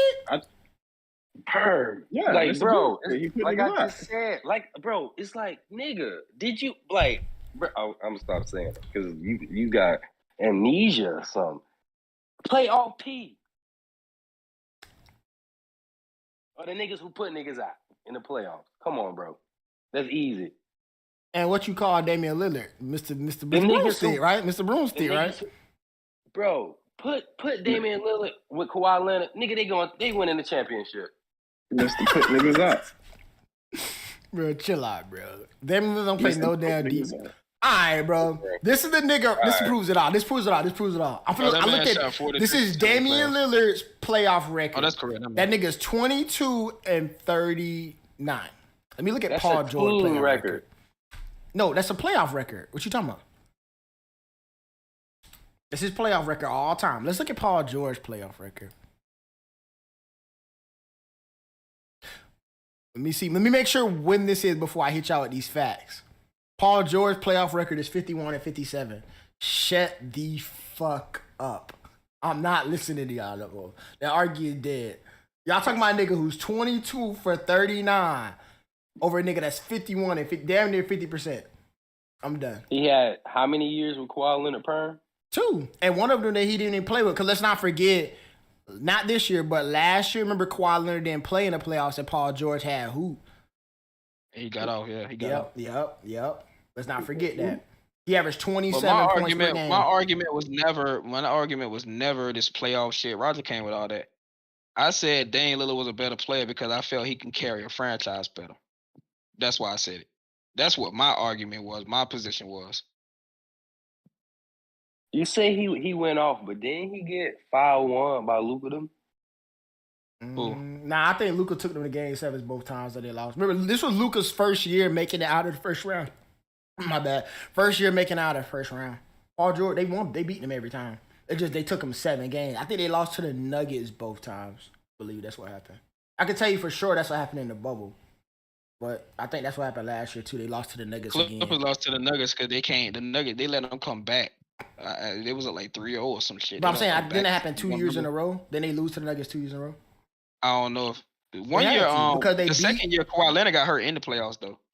Yeah, but I'm saying they made it past Luka Doncic for sure. Because Luka Doncic took them to 7 games, but I think the Nuggets was their opponent last year. Because who else would it have been? Damian Lillard. No, it might have been Damian Lillard. No. Did Damian Lillard put out the Clippers? That was OKC with the Wave. He put out OKC. He put out OKC, but I mean... With Paul George on the team. No, you're right. Paul George played booty hole that year. He played booty hole 2 years in a row. Paul George played booty hole 18, 19, 19, 20. Bro, OKC was Paul George's MVP. Third, he was like 3rd or 4th in the odds. Yeah, you're right. So what are you talking about, booty hole? I just said that. Paul George played booty hole 2 years in a row in the playoffs. That's what we're talking about when he got put out. So how the hell you can say? I'm just confused, boy. You know what's crazy? Let me tell you something. You know what's crazy? I'm looking at all his records. For 3 years in a row, Paul George was horrible in the playoffs. 16-17 got swept first round 0-4. 17-18 2-4 first round. 18-19 the year y'all talking about with the Wave 1-4. Horrible. Them 3 years accountable, nigga, shit still is better with those 3 years of L's. That's a still team. Better than Lillard. You said individual. You went from an individual, and then you brought it to team. No, Vic talking about leading the team. I mean, let's be honest. Pacers, he was the man. OKC, obviously that was Westbrook's team, but clearly this nigga balled the fuck out. You said Paul George played booty hole, right? Mm-hmm. But then you go to a team stat. That's 2. You feel me? You know, you get what I'm saying? But that's a win-loss record. That's what I'm going to show you. So if I tell you... Okay, so let me tell you this. Let me tell you. He averaged 28.6 points. Like, what you want me to tell you that for? He lost, ultimately. That was arguably his fault. That's why the playoff piece shit came. Yeah. I get what you're saying, but it was his fault he lost. It's not like Paul George went out there and shot 51% from the field, averaged 40 points per game, and they lost. Then you can say team. But they arguably lost because of him. Remember, that was that year that he completely shut down. I think that was the Wave year. Then the next year was the bubble shit. He shut down even further. So them 2 years was arguably on him. That's where the playoff P shit come from. Pandemic P and all that shit. That's where it come from.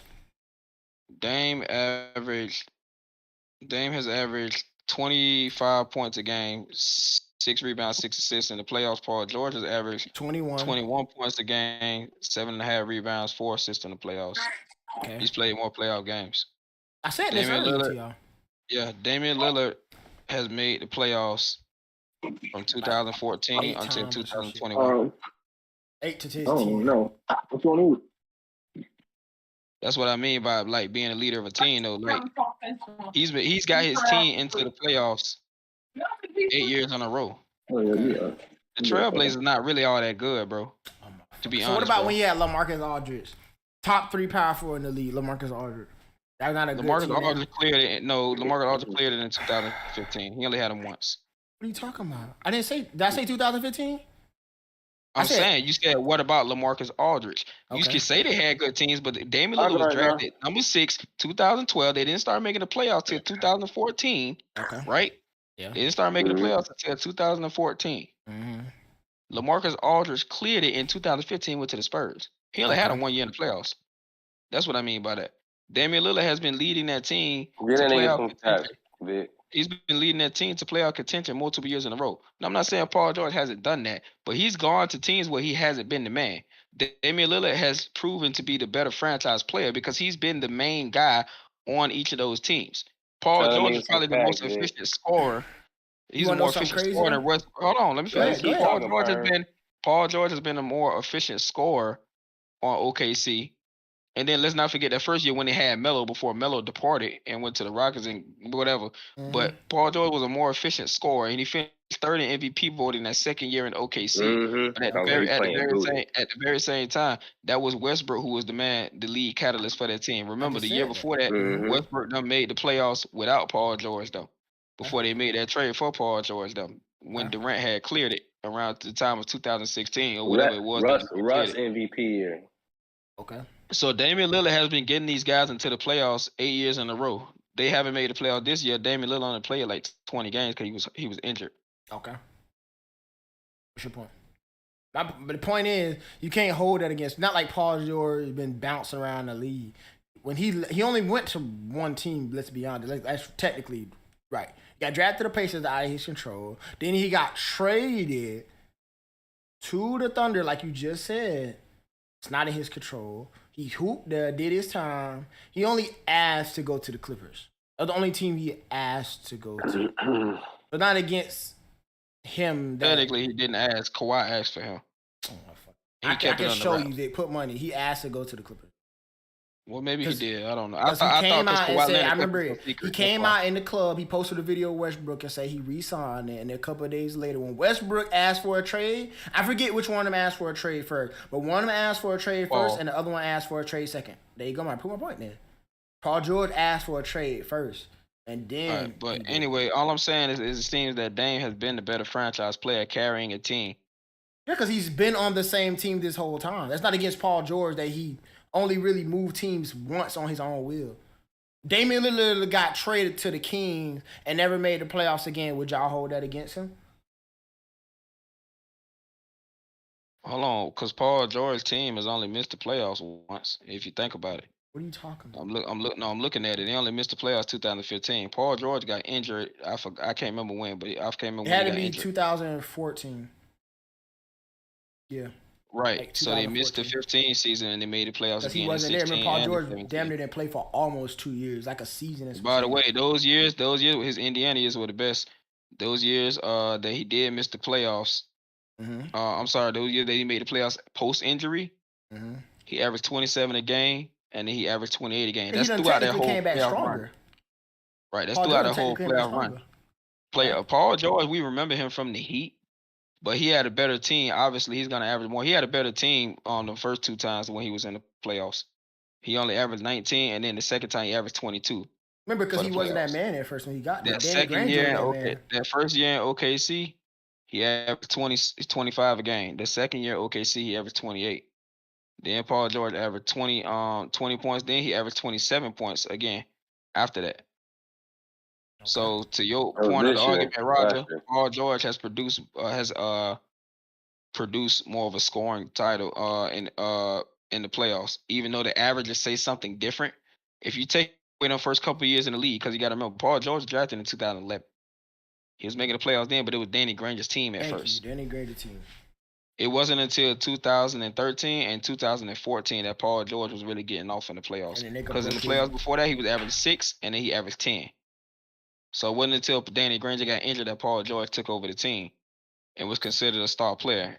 So to Perrin's point, he correct on that. All I'm saying, I feel that Dame Lillard is a better. Obviously we've seen Dame produce in the playoffs. The numbers show one thing, but we've seen Dame produce in the playoffs. We've seen him do it. What do you mean by numbers as far as in terms of the scoring and efficiency?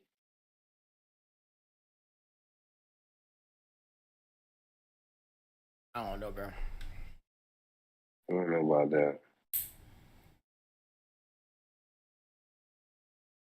Like I said, playoff P is real. He's only shot 42% for the playoffs. Playoff P is real. So maybe I'm wrong. So Damian Lillard come back healthy next year, right, Vic? Check his out. I'd imagine so, yeah. You imagine? So let's see what he gonna do next year. Let's see if he get knocked off again. His head knocked off. Oh no, I lied. Damian Lillard averaged 46% for the playoffs. If he get his head knocked off again. And from 3, he averaged 45% for the playoffs. Free throw percent. Yeah, you know what's cute about that though? I'm sorry, I'm looking at the wrong one. He averaged 37% from the 3, and he only averages 41% from the field. The last year he averaged that, but they only played like 4 games. I think they got swept, didn't they?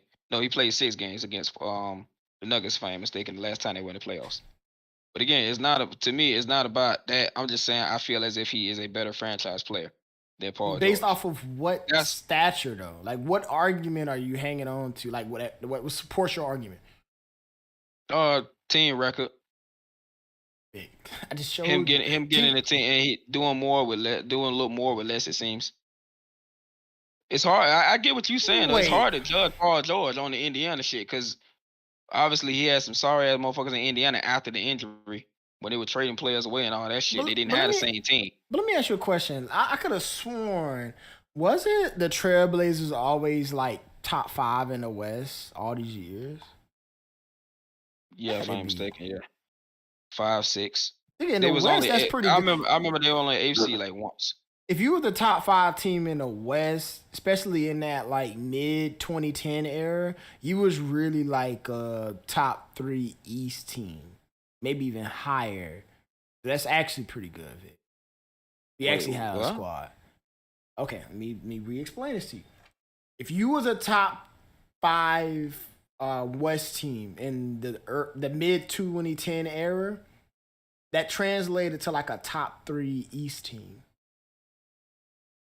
Like for example, the Trailblazers. Man, that foolish ass shit you just said, man, I ain't trying to hear that. How's that foolish? That's logical. The fuck?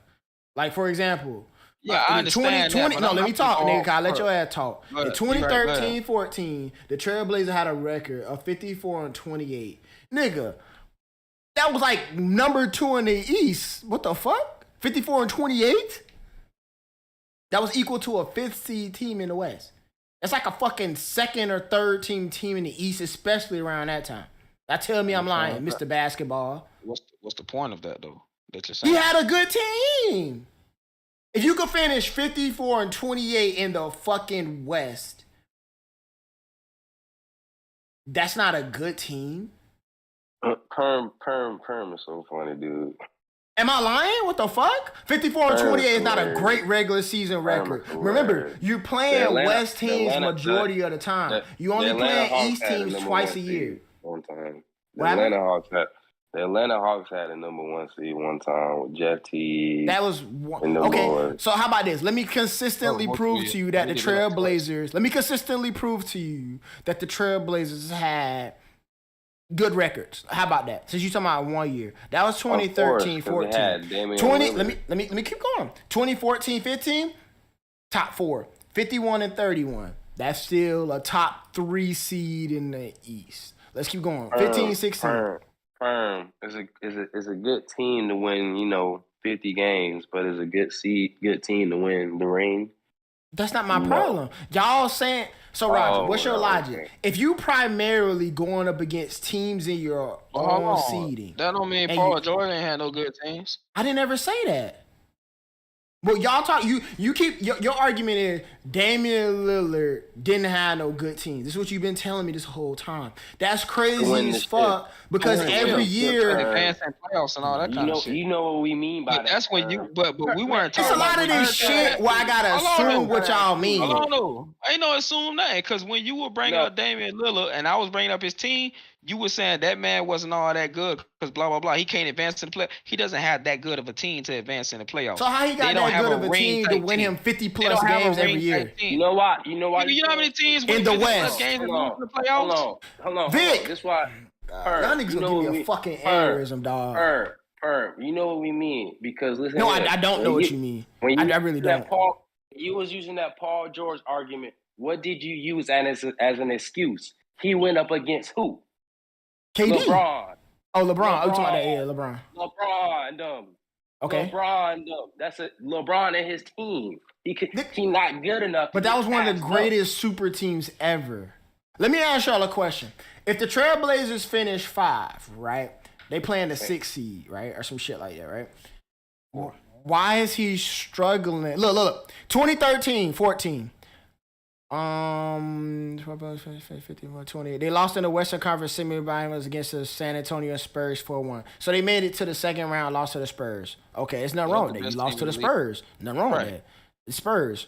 Next year after that, 51-31 was their record. They lost in the Western Conference first round against the Grizzlies. Gentleman's sweep 4-1. So that's 2 years worth of gentleman's sweeps. Let's go. Trailblazers. This is 2015-16. 44-38. They finished 2nd, 5th in the West. They lost in the semifinals to the Golden State Warriors. 4-1. Swept a fucking game. Mind you, they play all these teams 4 times a year. Against who, bro, Perm? Because you used it for Paul George. You said LeBron. Against the champions, bro. That's the best team in the league. Okay, then. Thank you. But you see how they play within their conference. You mean to tell me you're going to get swept by a team that you already played 4 times in the conference and arguably could have a decent record against? Playoff basketball is different when you go up against 4 in a row.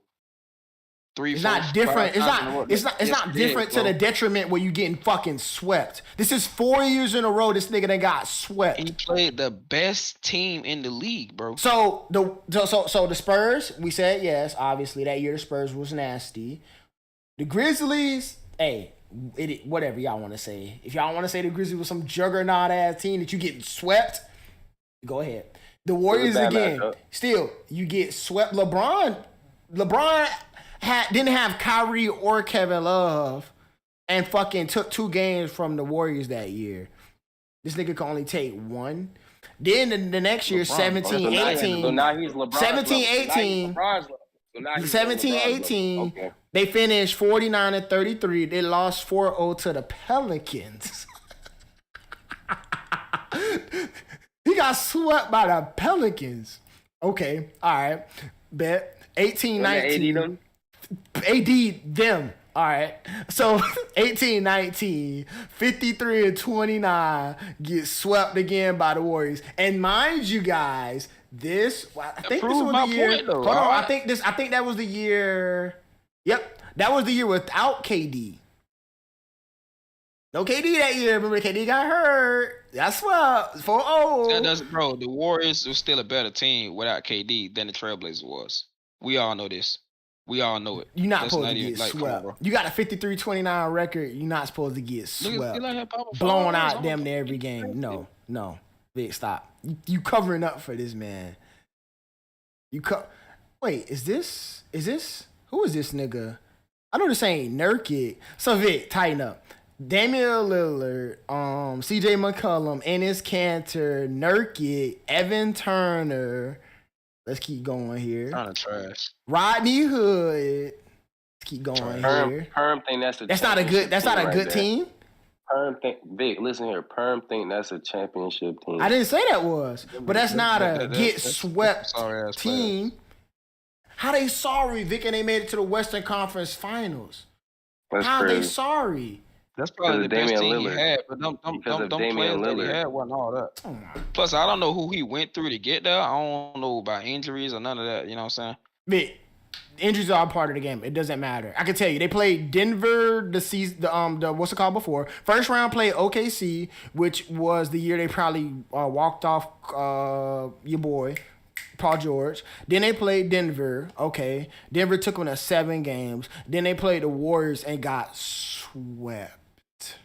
Denver's not as much of a challenge as the Warriors. Clearly, OKC wasn't all that, bro. The Warriors, they've proven they had again. Top 3 MVP candidate, and the nigga older. averaging triple fucking double for like During that 5 time, that man years. was top 3 MVP candidate. Paul George was!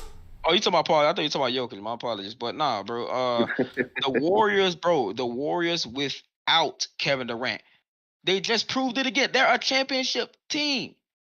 Don't say that. Don't say they just proved it With the big again. three that they have, Don't say they just did proved just prove it it again. Because They did? Draymond Green, what about them? the nigga said they wouldn't have never won another ring without Kevin Durant. And they did. So Draymond Green just proved his own damn self wrong. He was talking, oh my God. He was talking about those years in between. That's specifically what he was talking about. But I think he was specific more. No, he to wasn't. LeBron. He knew he was going up against. Yeah, he was talking about versus LeBron. He said they would have never beat Yeah, him. Which means they would never won a ring. Why? Bitch, why? But yeah, but I'm saying they wouldn't never never had another ring, so they wouldn't never won. They would have been no championship teams in the middle of those years. Championship team. It means champion. It only means championship caliber. You know what I mean by that. You know what I mean, Nigga, if that's the case, it's like 5 championship teams in the league every year. The fuck are you saying? None of them teams were going to championship. None of them. Vic, you just contradicted yourself. No, by your logic, the Suns was a championship team. A championship caliber team? You just said a championship caliber team means a championship team. I have you on recording, Vic. You just said that.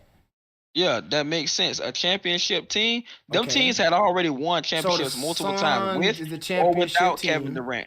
The Suns are a championship team. No, championship caliber team. What I'm saying is that those boys had already won championships. They won one championship. Stop putting an S on it. They won one. Two. Who won 2? Who won 2? Who are you talking about? Warriors. The Warriors. Without Kevin Durant, they won 2 rings? Yes. What? Yes. Vic. They just won another one this year, bro. Vic, this year don't count. What Draymond Green was talking about was before this year. Do you know what Draymond Green was talking about? Did you listen to him talk? He was specifically asked about the in-between time between now and the first ring. Don't just because you got proved wrong. That's what he was talking about. He said we would have never won. All right, everybody knows that the goddamn Portland Trailblazers were not on the level of the goddamn Golden State Warriors. We know that. Said it was. But if KD, you know that, so what separates the Raptors from them? Because the Raptors won when KD went down. Kawhi Leonard. Didn't I just say that? Remember we was talking about the Shaq thing, and I said Kawhi Leonard is up there on the level of LeBron and all them. Didn't I just say that? Not only that, Vic, that year their number. And the Raptors had a better team, way better team. Exactly. Their number 2 and number 3 is way better. Who they had number 2? Kyle Lowry. Who they had number 3? Anobi? Oh, whatever fucking name was. Nah, bro, you forgetting Pascal Siakam. Marc Gasol on the damn team. That was Pascal Siakam's come out year. Because I remember specifically because Jones doubted him and I told him that nigga was gonna hoop. Yeah, Pascal. So it wasn't like he was Danny Green showed up big from the 3. You know what I'm saying? And he's an excellent 2-way defensive player. Or not the 2-way. You want to put your money on that? Danny Green's a 3D. Money on that? I'm not saying that, but you want to put your money that he helped them out. So I'm looking at their teams, and to be honest with you, I wouldn't make that argument. You making that I feel like you making that argument that the Raptors had a better team in hindsight. Let's look at in the moment. Yeah, this is the Warriors team. This is the Warriors team without Steph. I mean, I'm talking about. No, let's finish this point. Don't. When you get challenged, don't run away. No, because you made a statement earlier. You made a statement earlier. You made a statement earlier. You made a statement earlier about the Raptors. So I'm debunking that statement. We're talking about Blazers and Raptors, though. Vic, and I'm showing y'all just made a statement that the Raptors had this good ass roster that was way better. So if I'm debunking that statement, Then who? why the fuck doesn't this matter? Like, think with your brain for a second. It matters that I'm debunking this statement. Bro, Anyways, the Raptors had a better and I'm roster than the Can I debunk that? Can I walk y'all through who's on the team? Go ahead. Can I have 10 seconds to do that? Go ahead. Go ahead. This is the Warriors team. Curry, Draymond, Clay, Andre Iguodala. Cousins, he was there. All right. Quinn Cook, Livingston, Kevon Looney. I'm not even going to say Alfonso McKinney, whatever. Bogut, Jarrett Bowe, Jordan Bell. This is the Raptors team. Siakam, Kawhi, Marc Gasol, Kyle Lowry, Danny Green, Fred VanVleet. Well, shit, they didn't play nobody but Fred VanVleet, Norman Powell, and Serge Ibaka. So, no hindsight involved. Nigga, in the moment, if I would have gave y'all them two rosters, because this Golden State roster ain't that much different than the 15-16 one, other than Harrison Barnes being missing Leandro Barbosa. That's it. They still have Sean Livingston, Andre Iguodala, arguably a better center than DeMarcus Cousins, because you can't argue that. You can't argue that fucking DeMarcus Cousins wasn't better than Zaza Pachulia. I'm fucking sorry. So no, there's no argument. Okay. I just want to make sure. So that's a good ass starting five, right? Curry, Draymond, Clay, Iguodala, and Cousins. It's a good ass starting five. That's if you'd have told me then that's a championship starting five, right? Especially when you got Durant and a hyperbolic time chamber sleeping, waiting to come back any moment. That's a ring, right? I remember, it's funny too. Yeah. I remember telling you and John the Raptors were going to win that year. Y'all niggas didn't have no faith. I know John not in this argument, but I'm just using an example. Y'all niggas didn't have no faith that the Raptors were going to win. I was the only one saying the Raptors going to win. You right. No, I'm not. Yeah, I know you're not even in the argument. I'm just saying to bring it up so I have support. Both of y'all niggas ain't had no faith. So it was crazy, Vic, now you saying, the Raptors had this better roster. Because you saying that in hindsight. If I made one pause. Go ahead. Pause, I'm just saying you saying that in hindsight. Mine was mostly I was rooting for Giannis. So I was going up on Giannis. Because when I said that the Raptors, I said they were going to be Warriors. I said they weren't going to be Giannis. Then I was wrong about that. But continue. Okay, but you're right. But I'm saying in hindsight, it's easy to say the Raptors had the better roster because we know what they did. But in that moment, nobody really thought that, bro. I'm gonna be honest with you, nobody really thought that. Probably because nobody knew Pascal Siakam was gonna be where he was, point. And nobody also knew Fred VanVleet was gonna be with him. But had we known what they were, I would have said at the time. But hold on, let me go on my point. Roger, you there? Mm-hmm. Let me ask a question. When I was talking about the Toronto Raptors, was I not talking about versus the Trailblazers roster? Vic, you don't see how I'm connecting this? You want somebody else to explain to you how I just connected that? I know how you're connecting it. You're connecting it by saying without KD, the Toronto Raptors were able to get it done, right? Okay. Without KD, Damian Lillard is still not Kawhi Leonard. That team is still not the Raptors team. That team the Raptors had is better than the damn Trailblazers. And clearly, from what you just even said, they're better than the Golden State Warriors. But the Golden State Warriors roster and team is still better than what Damian Lillard had. You ready? Are you ready for this? Because, see, this is where you fucked up. You know you fucked up, right? You know you fucked up, right? No, you know you fucked up, right? You know you fucked up, right? Because I'm going to kill it. Explain, man. I'm going to kill it. And John can attest to this. I'm going to kill it. If Klay Thompson had not gotten injured, it was finna be a game 7. Put it like this. Hey, he was dogging the fuck out of them that one game. It was finna be a game 7 and anything can happen. So I can argue the fact that Kawhi Leonard may have not won that ring even without Durant playing.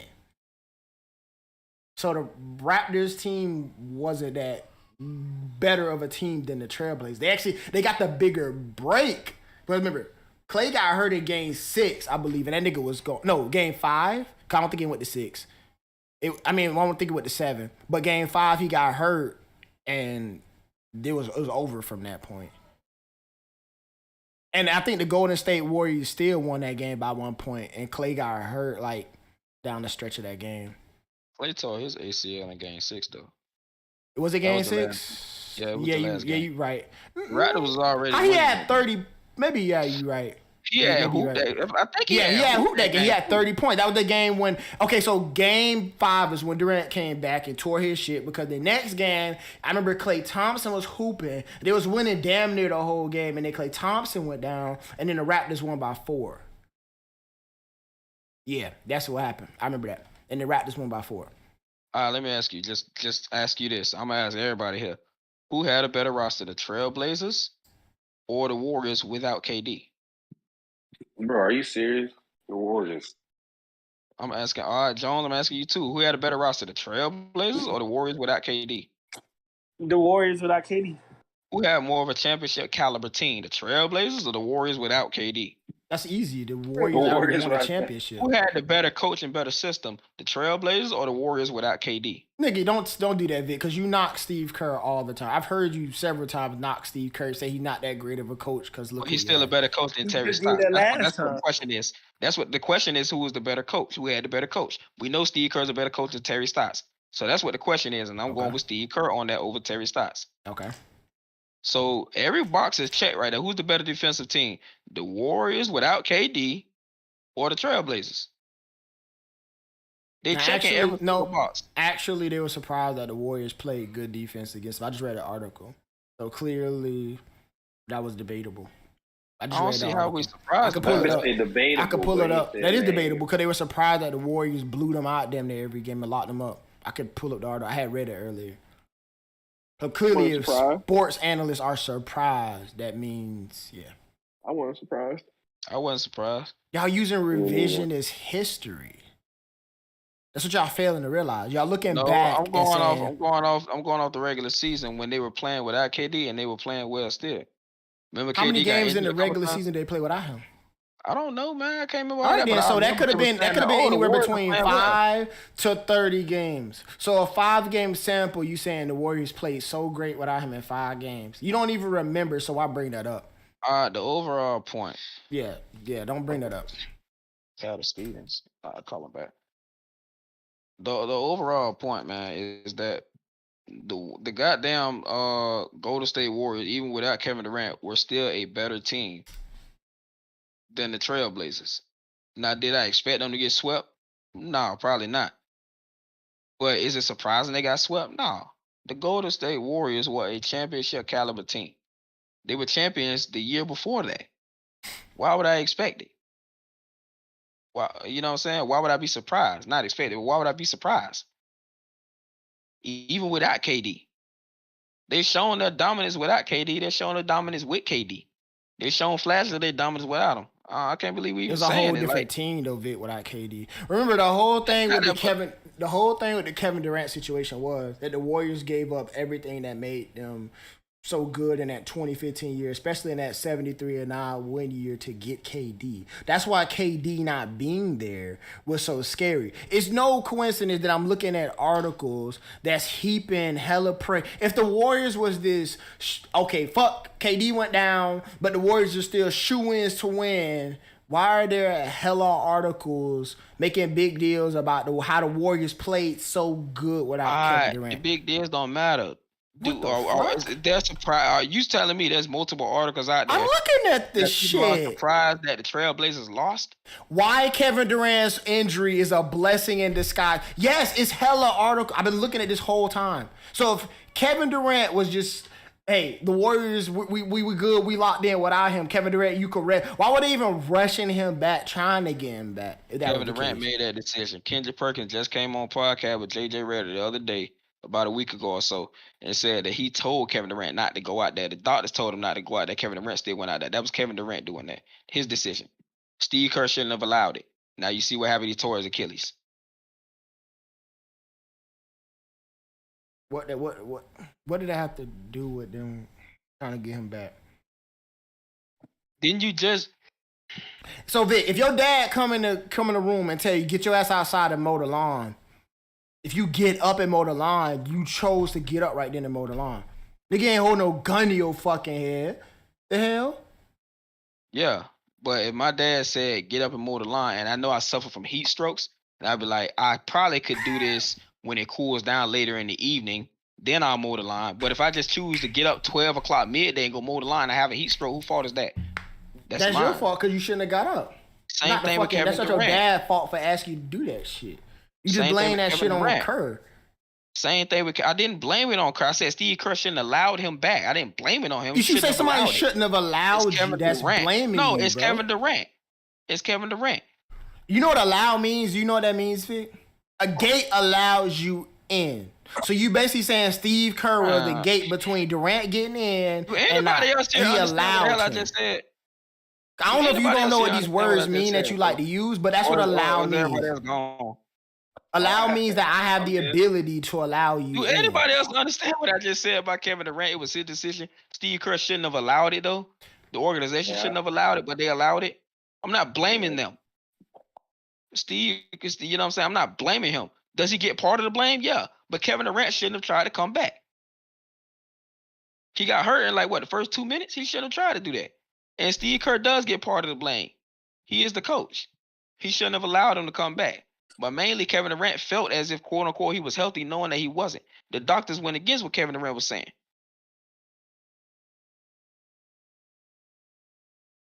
They warned him. They said once you have basically a strained Achilles, you're close to tearing it.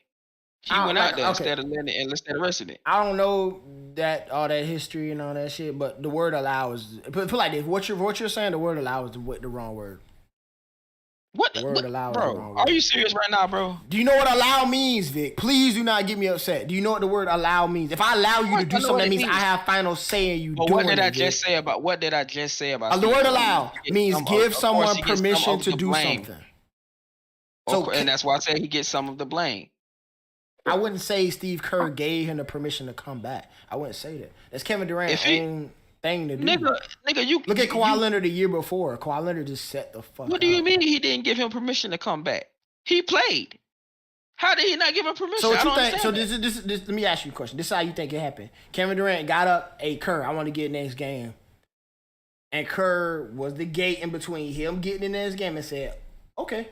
And moved out his way and figuratively moved out his way and let him get into next game. Remember, if everybody remembers, he was never ruled out. He was never injured at that moment. He strained his Achilles. He did not tear anything in his Achilles. There was no ligaments, none of that. He strained his Achilles.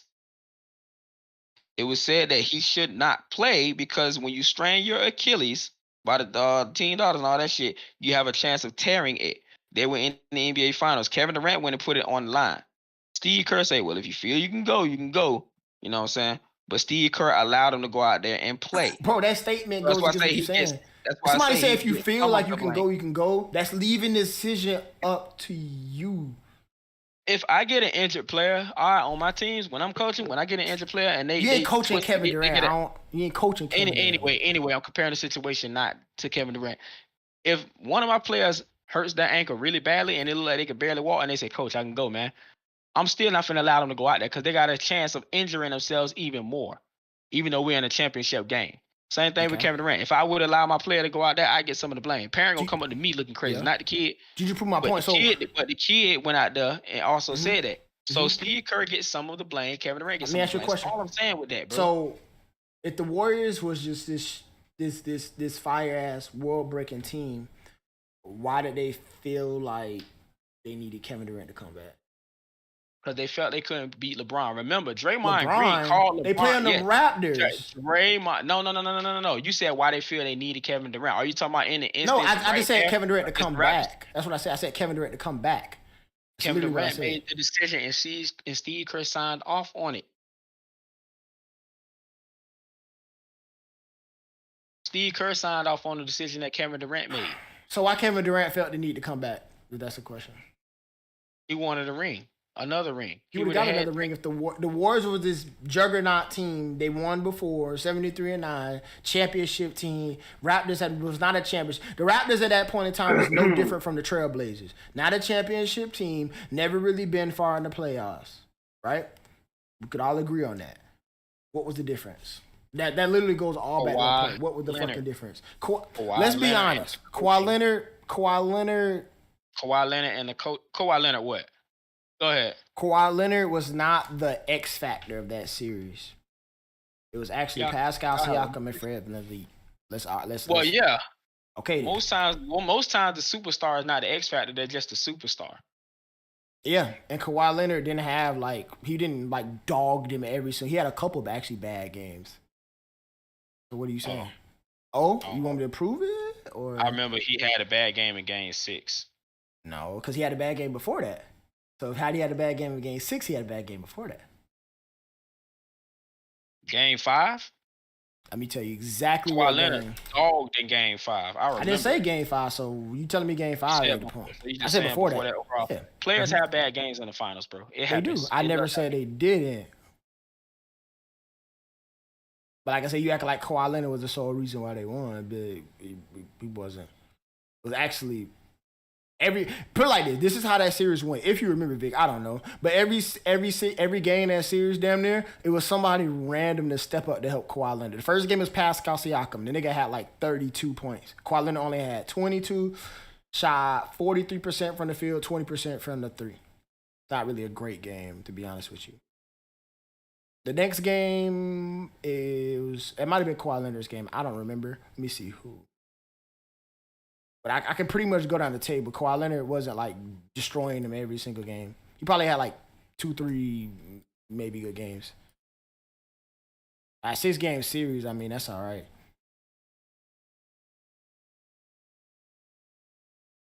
That Raptors team wasn't that much different from the Trailblazers team. This is my point. It wasn't no fucking world differences. No. If you want to just argue that they had a better quote unquote franchise player, then yeah, maybe Kawhi Leonard better than Damian Lillard. All right, bet. But the whole roster is not like Kawhi Leonard had fucking juggernauts on his team. Nobody knew what Fran VanVleet could do.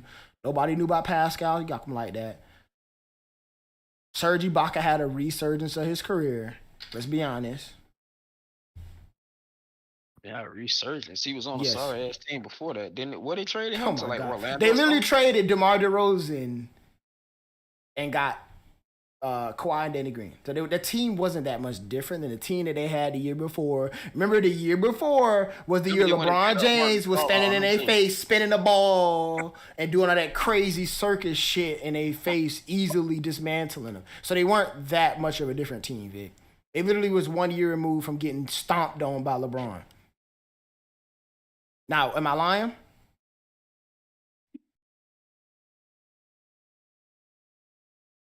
That's what I thought. It wasn't that good of a team, bro. You just using revisionist history. All right.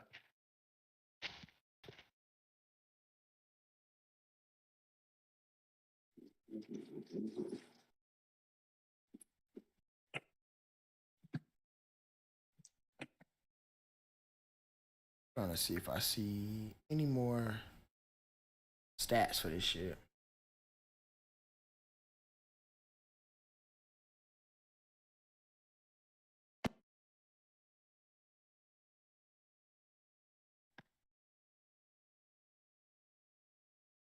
I don't see no more. Wait. Oh, here you go, right here. They full series. Yeah, game 1, Siakam was their leading scorer. Game 2, Kawhi Leonard dropped 34.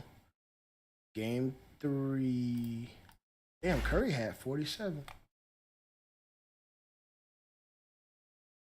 Oh, game 3 was the game Kyle Lowry stepped up big. Kyle Lowry had 23. Siakam and Green had 18 to go along with Kawhi 30. That's good.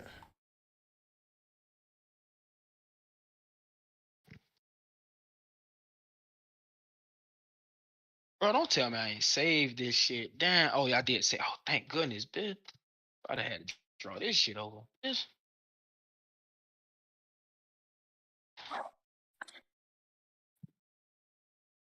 Get rid of this.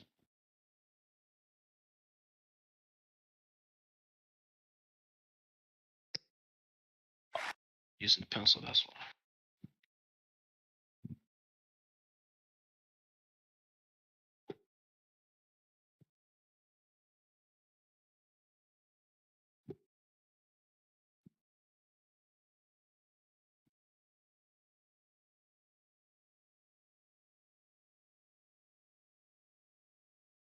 I was in chat.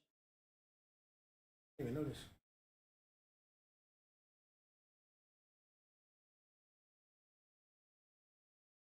What is his shit?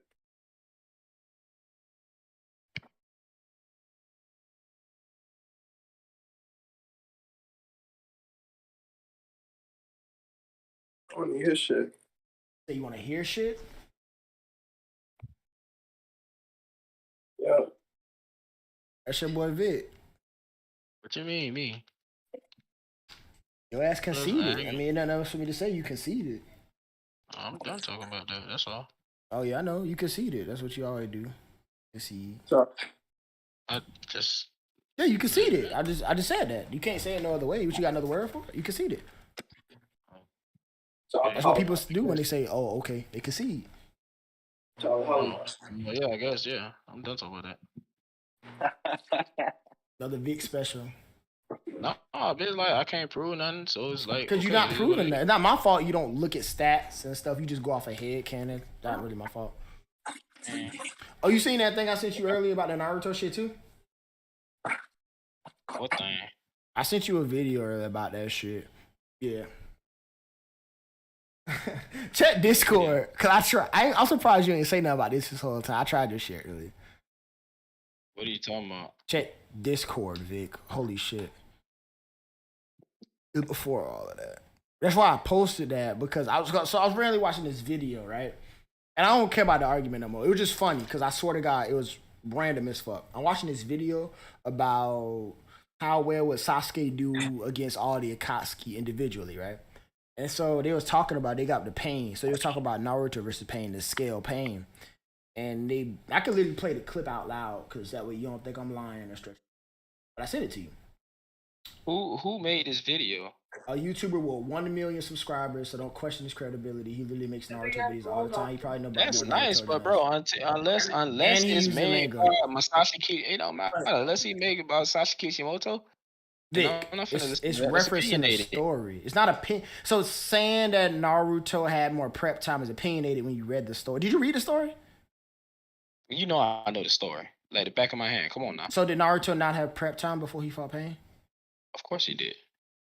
Did Naruto not have a full strategy before he fought Pain? Yes and no.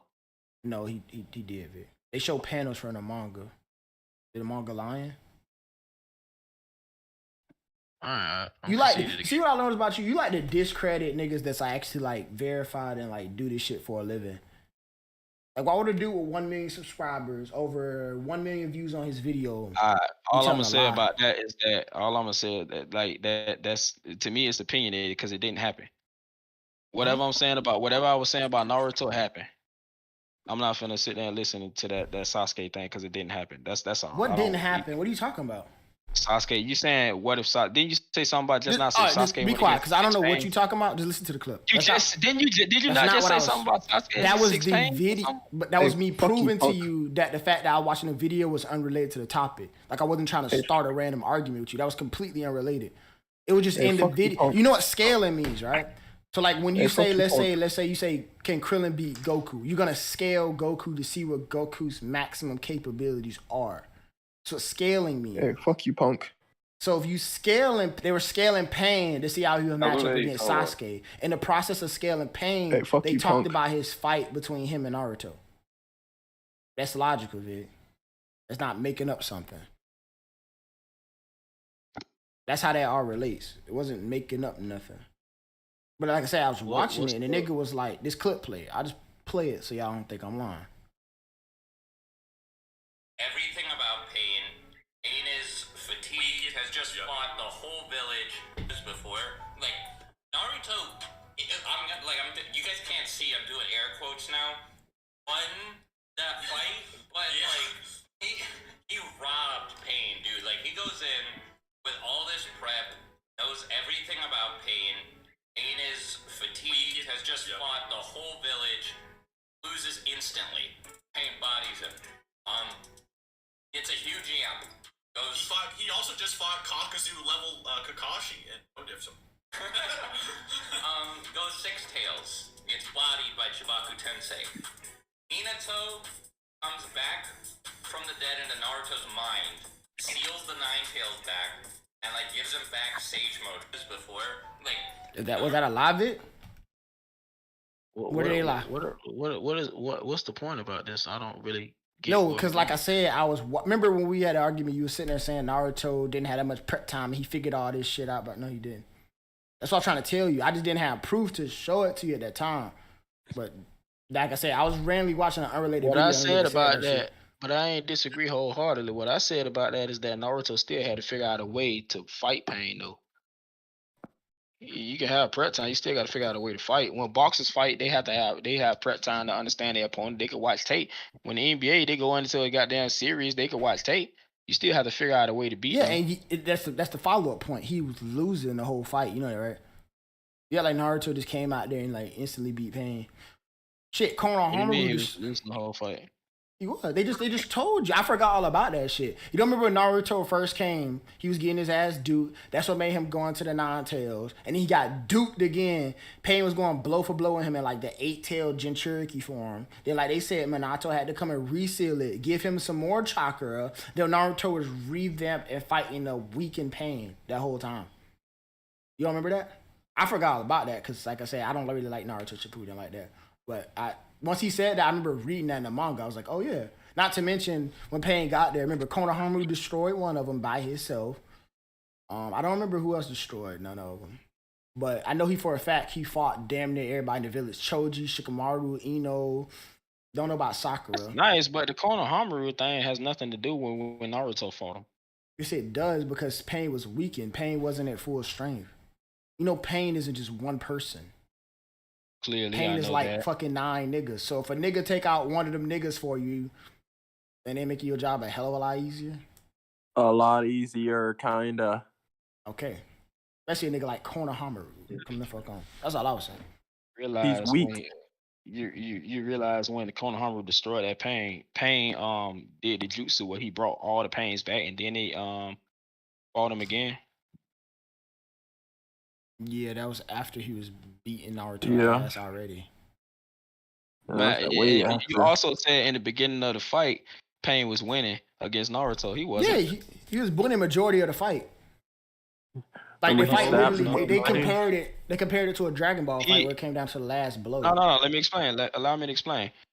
When Naruto was fighting Pain in the very beginning, Naruto whooped one of the Pain. He whooped like 3 of them real easily. He whooped one on with the jutsu shit. He whooped one arm in the mouth. He punched one arm, but that one had came back. Then he hit that one with the Rasengan Barrage and all that shit. Because he had to destroy the one that remakes the pains and all that shit.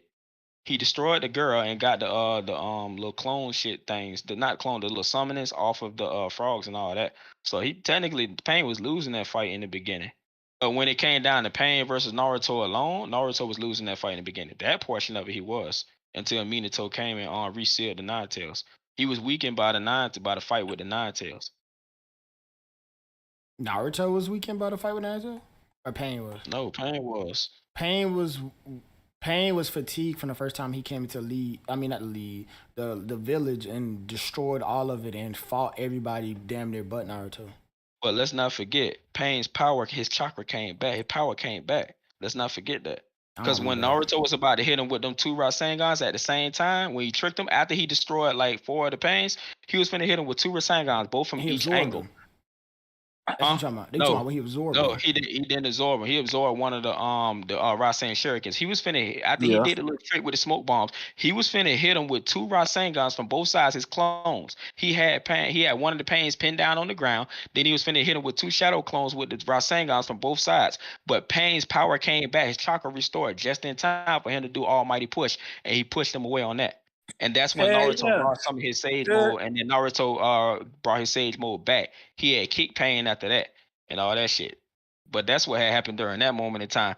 Pain had turned up because once all the Pains were dead, all the other ones except for the main Pain, all the power was only on that one Pain. So he focused directly on Naruto. So when he focused directly on Naruto, Pain stopped playing around. He went on ahead and did what he needed to do with Naruto. He pinned him down with the rods in the ground. It wasn't until he seen Hinata get duped that Naruto went into that crazy mode. So he was losing that fight with That's Pain. that's the beginning, alone. though, Vic. You just talked about two different That's points. not the beginning of the fight with Pain. The beginning of the fight with Pain was all 6 of them. So Naruto basically telling me, let me that. ask you a question. So Naruto stayed in Sage mode and went through that whole fight unscathed. Because I'm literally looking at the manga panel when he pinned Naruto down. Naruto did not have a scratch on him and he has Sage mode activated. So you tell me Naruto beat all the... Nigga, he was pinned down. Reactivated Sage mode. Naruto reactivated Sage mode. Remember that? He had to reactivate Sage mode. He had Shadow Clone sitting in the Mount Miyaboku. Yes. Just so when the Sage mode goes away, he can do the scroll and he can get the Sage mode back. This is what you just said. You just said Naruto fought Pain, destroyed a couple. I'm saying in the beginning of the fight. Yeah, the beginning. Because what's the beginning, quote unquote? Because you said Naruto destroyed all Pain, 6 of them assembled and Naruto showed exactly. Up. He destroyed a couple of them, right? That's what you just said. Did this shit with the Rasengan, trying to pin him down with the Rasengan. Then you just said Daddy resealed the motherfucking thing. And then Naruto got pinned down. That's what you just said. No. It came with the the reseal by Minato happened after he defeated all the Pains. When he defeated all the Pains, that's the beginning of the fight. When it was Pain versus Naruto 1-on-1, in the beginning of that portion of the fight is when Naruto was losing. Period. It came with the research. And that's when he pinned him down. And that's after that Hinata came in and stepped in, got dude. Naruto went into uncontrollable Nine Tails mode. And that's when he came back. Pain was weakened after fighting Nine Tails. Or at least we can say Pain was weak. It never said Pain was weak. Pain never said he was weak. But it took a lot out of him because it wasn't even the fact that he fought Nine Tails. It was the fact that it was a part of the fight. It was the fact that he did the what's the name jutsu, the little shit when the earth come up and you seal the Nine Tails. Motherfucker. When you seal the Nine Tails, when he did that, that's what weakened him because it actually took a lot of power from Nagato. So Pain was weakened, but at the same time, you can make an argument that Pain wasn't weakened. Naruto just outsmarted him. Because Pain still only had to rejuvenate his chakra after 5 seconds. Naruto did that plan to hit him with the Rasengan during that moment in time. He actually didn't get when he transformed them when he transformed them into the rubble. So it's never been exactly proven. You can say that happened, but it never was exactly proven that he was weakened. But I believe he was weakened after he did the planetary devastation for the Nine Tails. So I do believe he was weakened somewhere. Chakra to regenerate. So I do believe he was weakened from that point. You done did your research, boy. You done it? You said you wasn't losing. Yeah, Pern back there.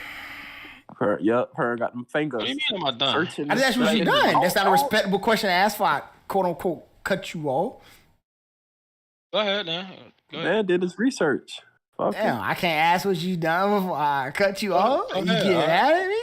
You can't play arguing. I ain't arguing. I ain't you know what I'm saying? I'm just saying. I'm just asking when you finish, cause I ain't want to cut you off. You know you're a grown man. Playing, Vic spitting fire. I ain't want to cut you off. You gonna rain on his parade, man, with your research? Hey man, listen, man. I don't do none of this on purpose, man. I don't do none of this on purpose. Give us what the fans want, boy. Let me see something. So, Vic, let me ask you a question. Get in his ass, man. Don't be scared. Or you can. Let me ask you a question, Vic. Let me ask you a question.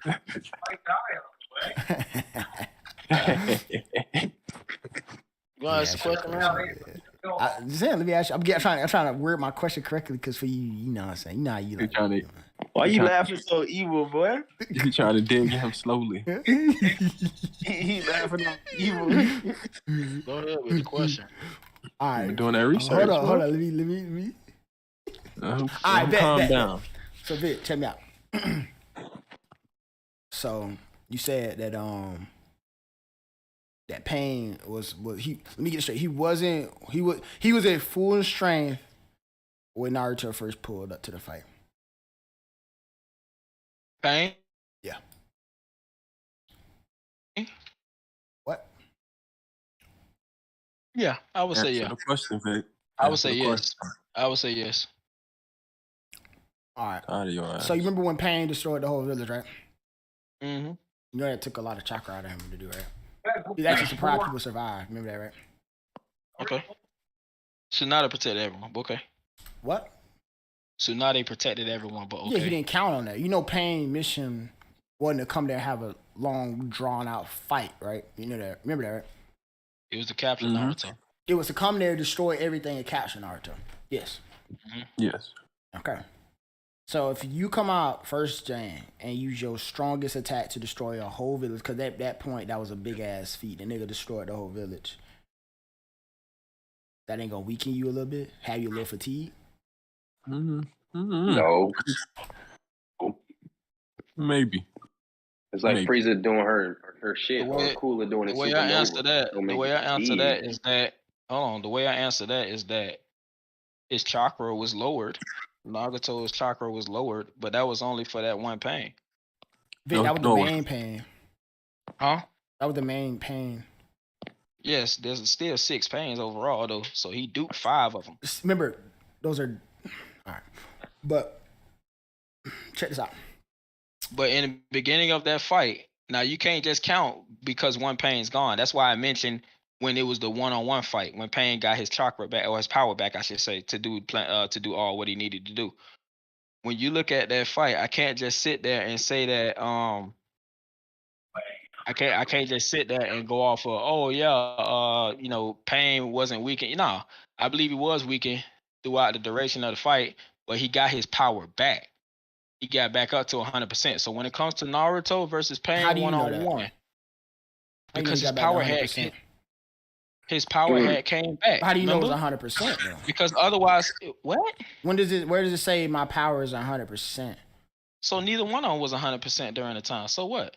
No, Naruto had just came off of prepping and meditating. Learn those moves.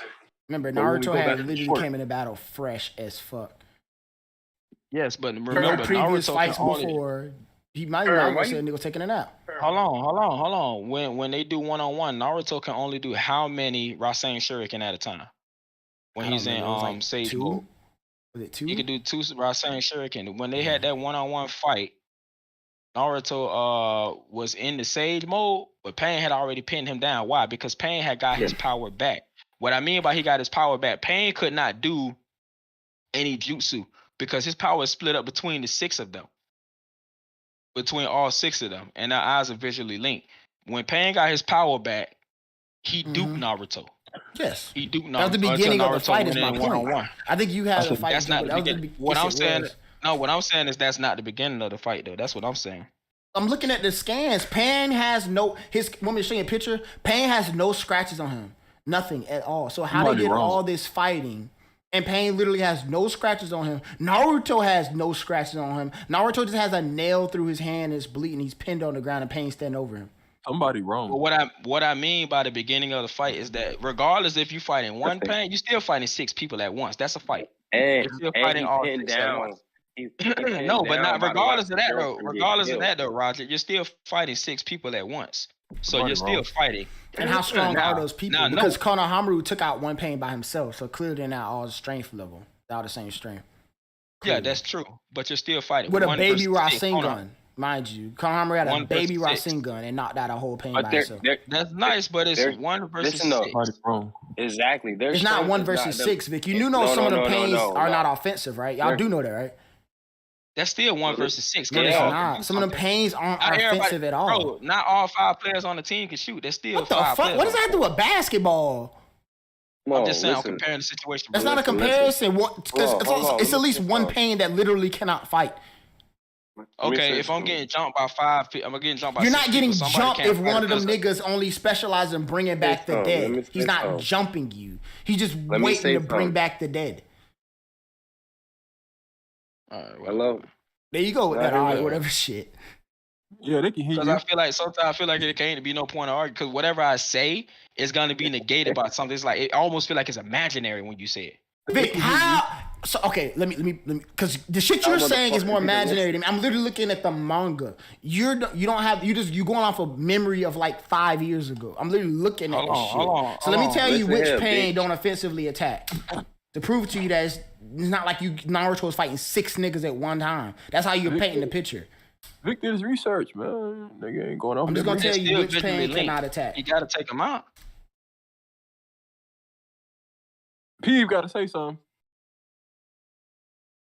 Hello? Y'all hear me? Yeah. He flipping through his notes. The Pain's strength didn't lie them individually. And Connor Hamaru defeated one, because it was a 1-on-1.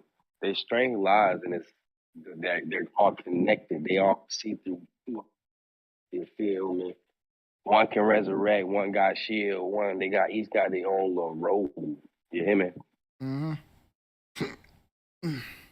Yeah, I got something to say too. To be honest with you, it was 6 of them. I mean, they 6 powerful dudes. I mean, what you want us to do? Them individually is like what? Tony level or some shit, whatever you want to say. They who what level? Together. What you said? Like one of the fucking levels individually. Higher than Johnny. They can't be higher than Johnny. The Kona Hamaru killed one of them. That's what I'm saying. So they all can't be higher than Johnny.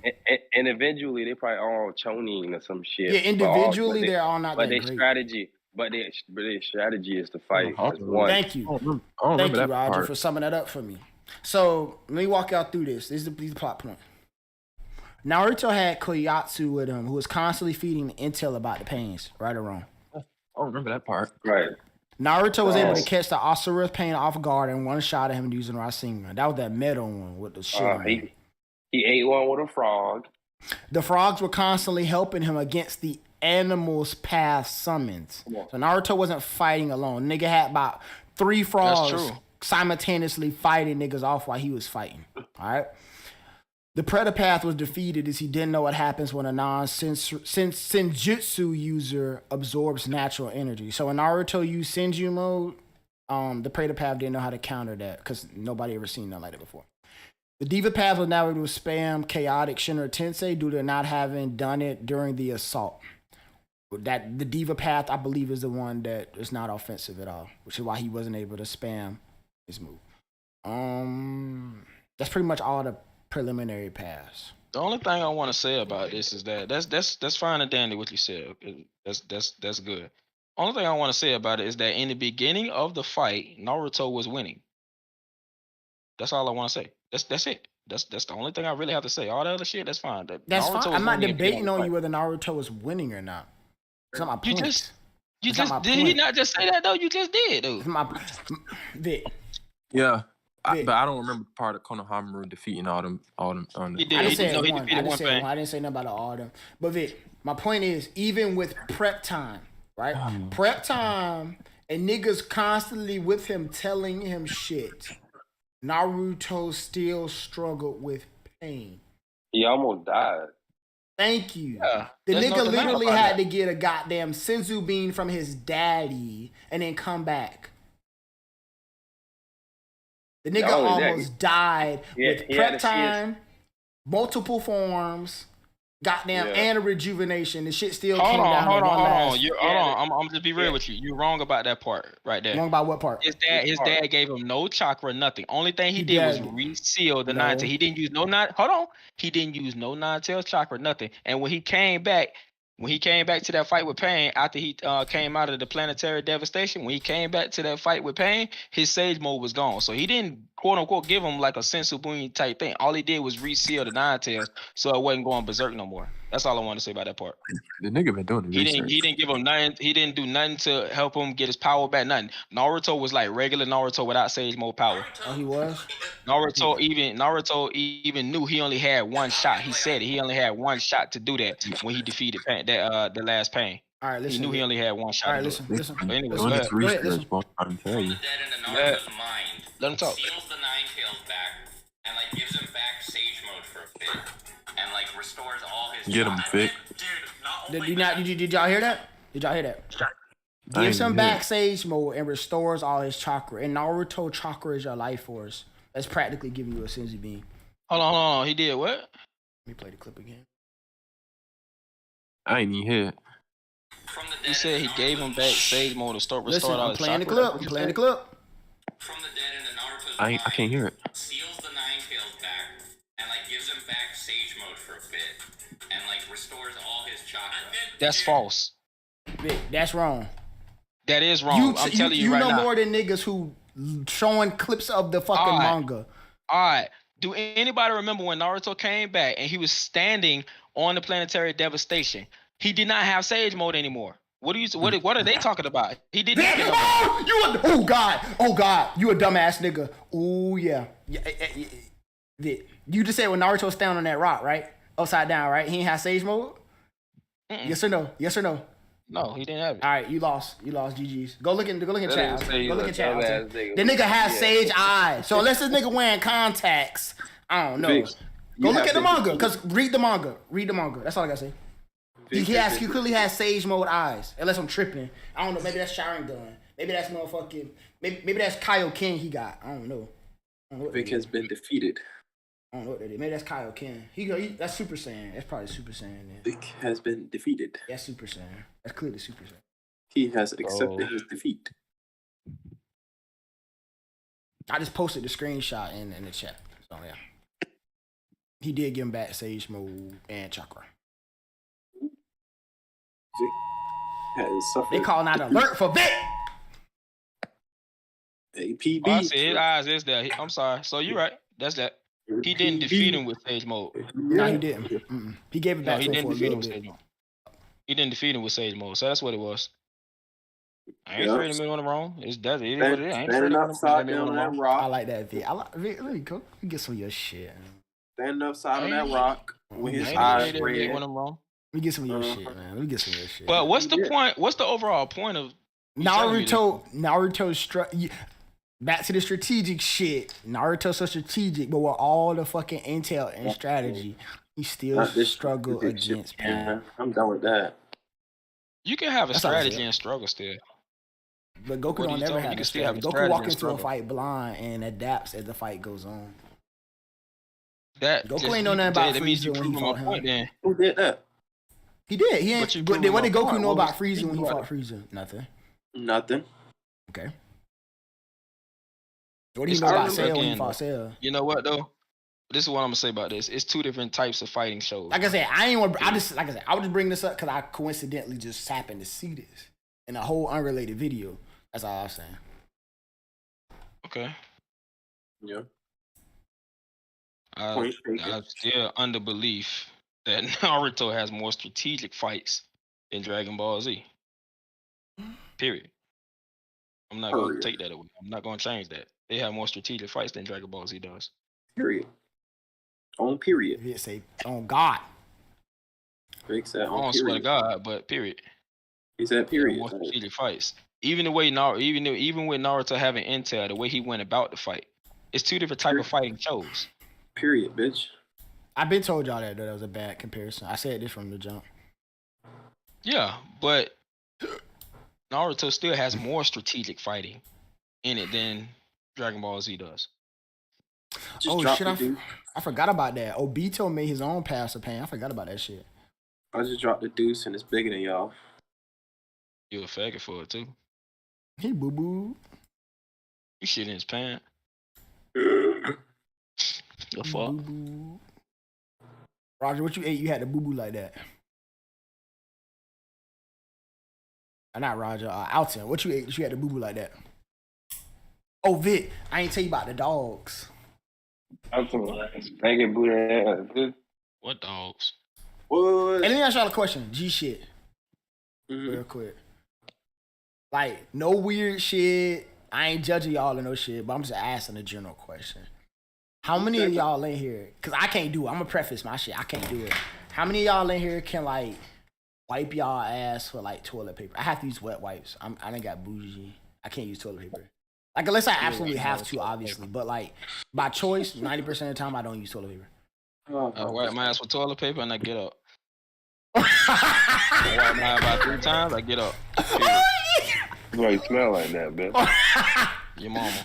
I'm sorry. I didn't mean to say Vic, chill out. I agree. It was a reflex. I'm sorry. Nigga said a reflex. Vic, so you said 3 times, only 3 times? You don't go a 4th if you need to? Hold on. We need some more answers in here. I'm pretty sure I ain't the only one wiping my ass get up. That's why it stank. You gotta wipe with the toilet tissue and wipe again with the wet wipe. You get the shit off you. This might sound crazy now, but if I have to use toilet paper, like if I'm at work, like put it like this, I will use toilet paper. Like usually we have wet wipes in my house, but I will use toilet paper if we don't have no wet wipes, and I'm about to take a shower. Clearly, I'm right here. Let's tell you something. I ain't much lying to you. I wipe my ass with wet wipes before. It clean the job right up. Yes, sir. Yes, sir. If I have to do it at work, let me teach y'all how to wipe y'all ass. Vic, if I have to do it at work, this is what I do. I wipe my ass like normal, right? Boom, right? With the toilet paper, right? Then I'll take that toilet paper. What I do is I put a little of that hand soap on that shit, just a little bit. Work that bitch in real quick and create a wet wipe out of that. I just blew out mine. When I'm at work, I ain't gonna lie. When I'm at work, I'll wipe my ass. Then I wipe it. I can imagine how this shit gonna sound on stream later on. I'm at work. It's the truth though, because I'm at work, bitch. I'm at home, wipe my ass. I'm getting the fuck up, man.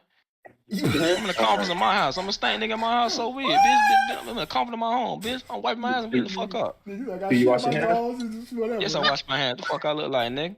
Both hands. Get up and go dap Mr. Leonard up. I never dap Mr. Leonard. You wash both hands with one hand. What you think? You brush one half of your teeth, you don't fuck? What you think? But nah, dead ass, I gotta use fucking what's it called? The wet wipe. How often y'all how often y'all use wet wipes? Y'all use it every time?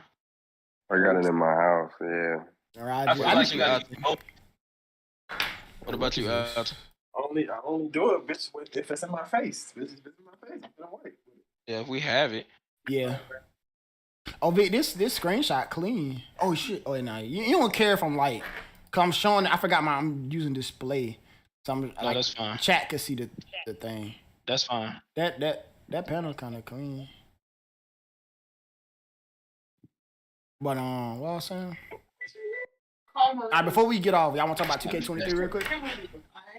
Man, I respect 2K, bro, but I'm sorry, bro. I can't play the game no more. I'm sad about this shit, dog. Sad about not being able to play the game no more, bitch. Shit, you keep being the game right now. You just drawing. What is that?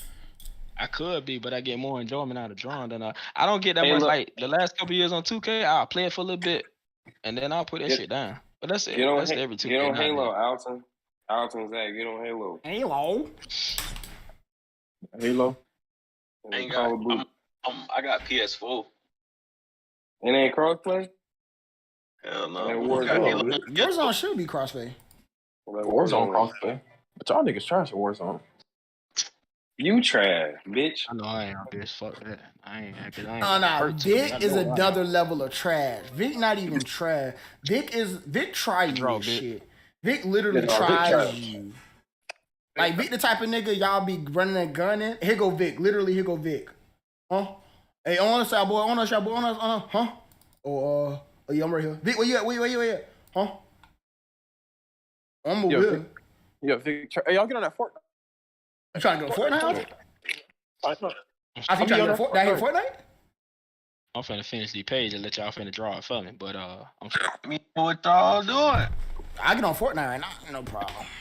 I gotta get on that shit. Trash though, but we could go. We could play.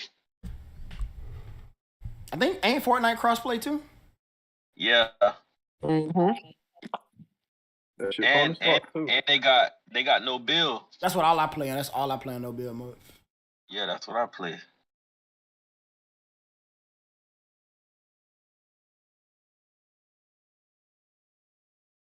I take you to a dome knocked off right there, no bill. Faggots. Audrey, don't be like that. I used to run that Fortnite shit, man. You know, I used to get like 3 wins in a row to this shit. Game run done. I think Alton did. I remember Vic used to be trash. Remember I beat him by 30 points? What, 2K? Yeah. Okay, hold on, time out. What's y'all greatest feat against Vic in 2K? What's y'all greatest feat? Come on, bitch. I ain't finna take this slander. Good night, niggas. The fuck I look like? What's y'all greatest feat against Vic? I dropped 40 on him. I dropped 40 on him. How you get roasted? Who y'all think the best one in 2K in this chat room right now?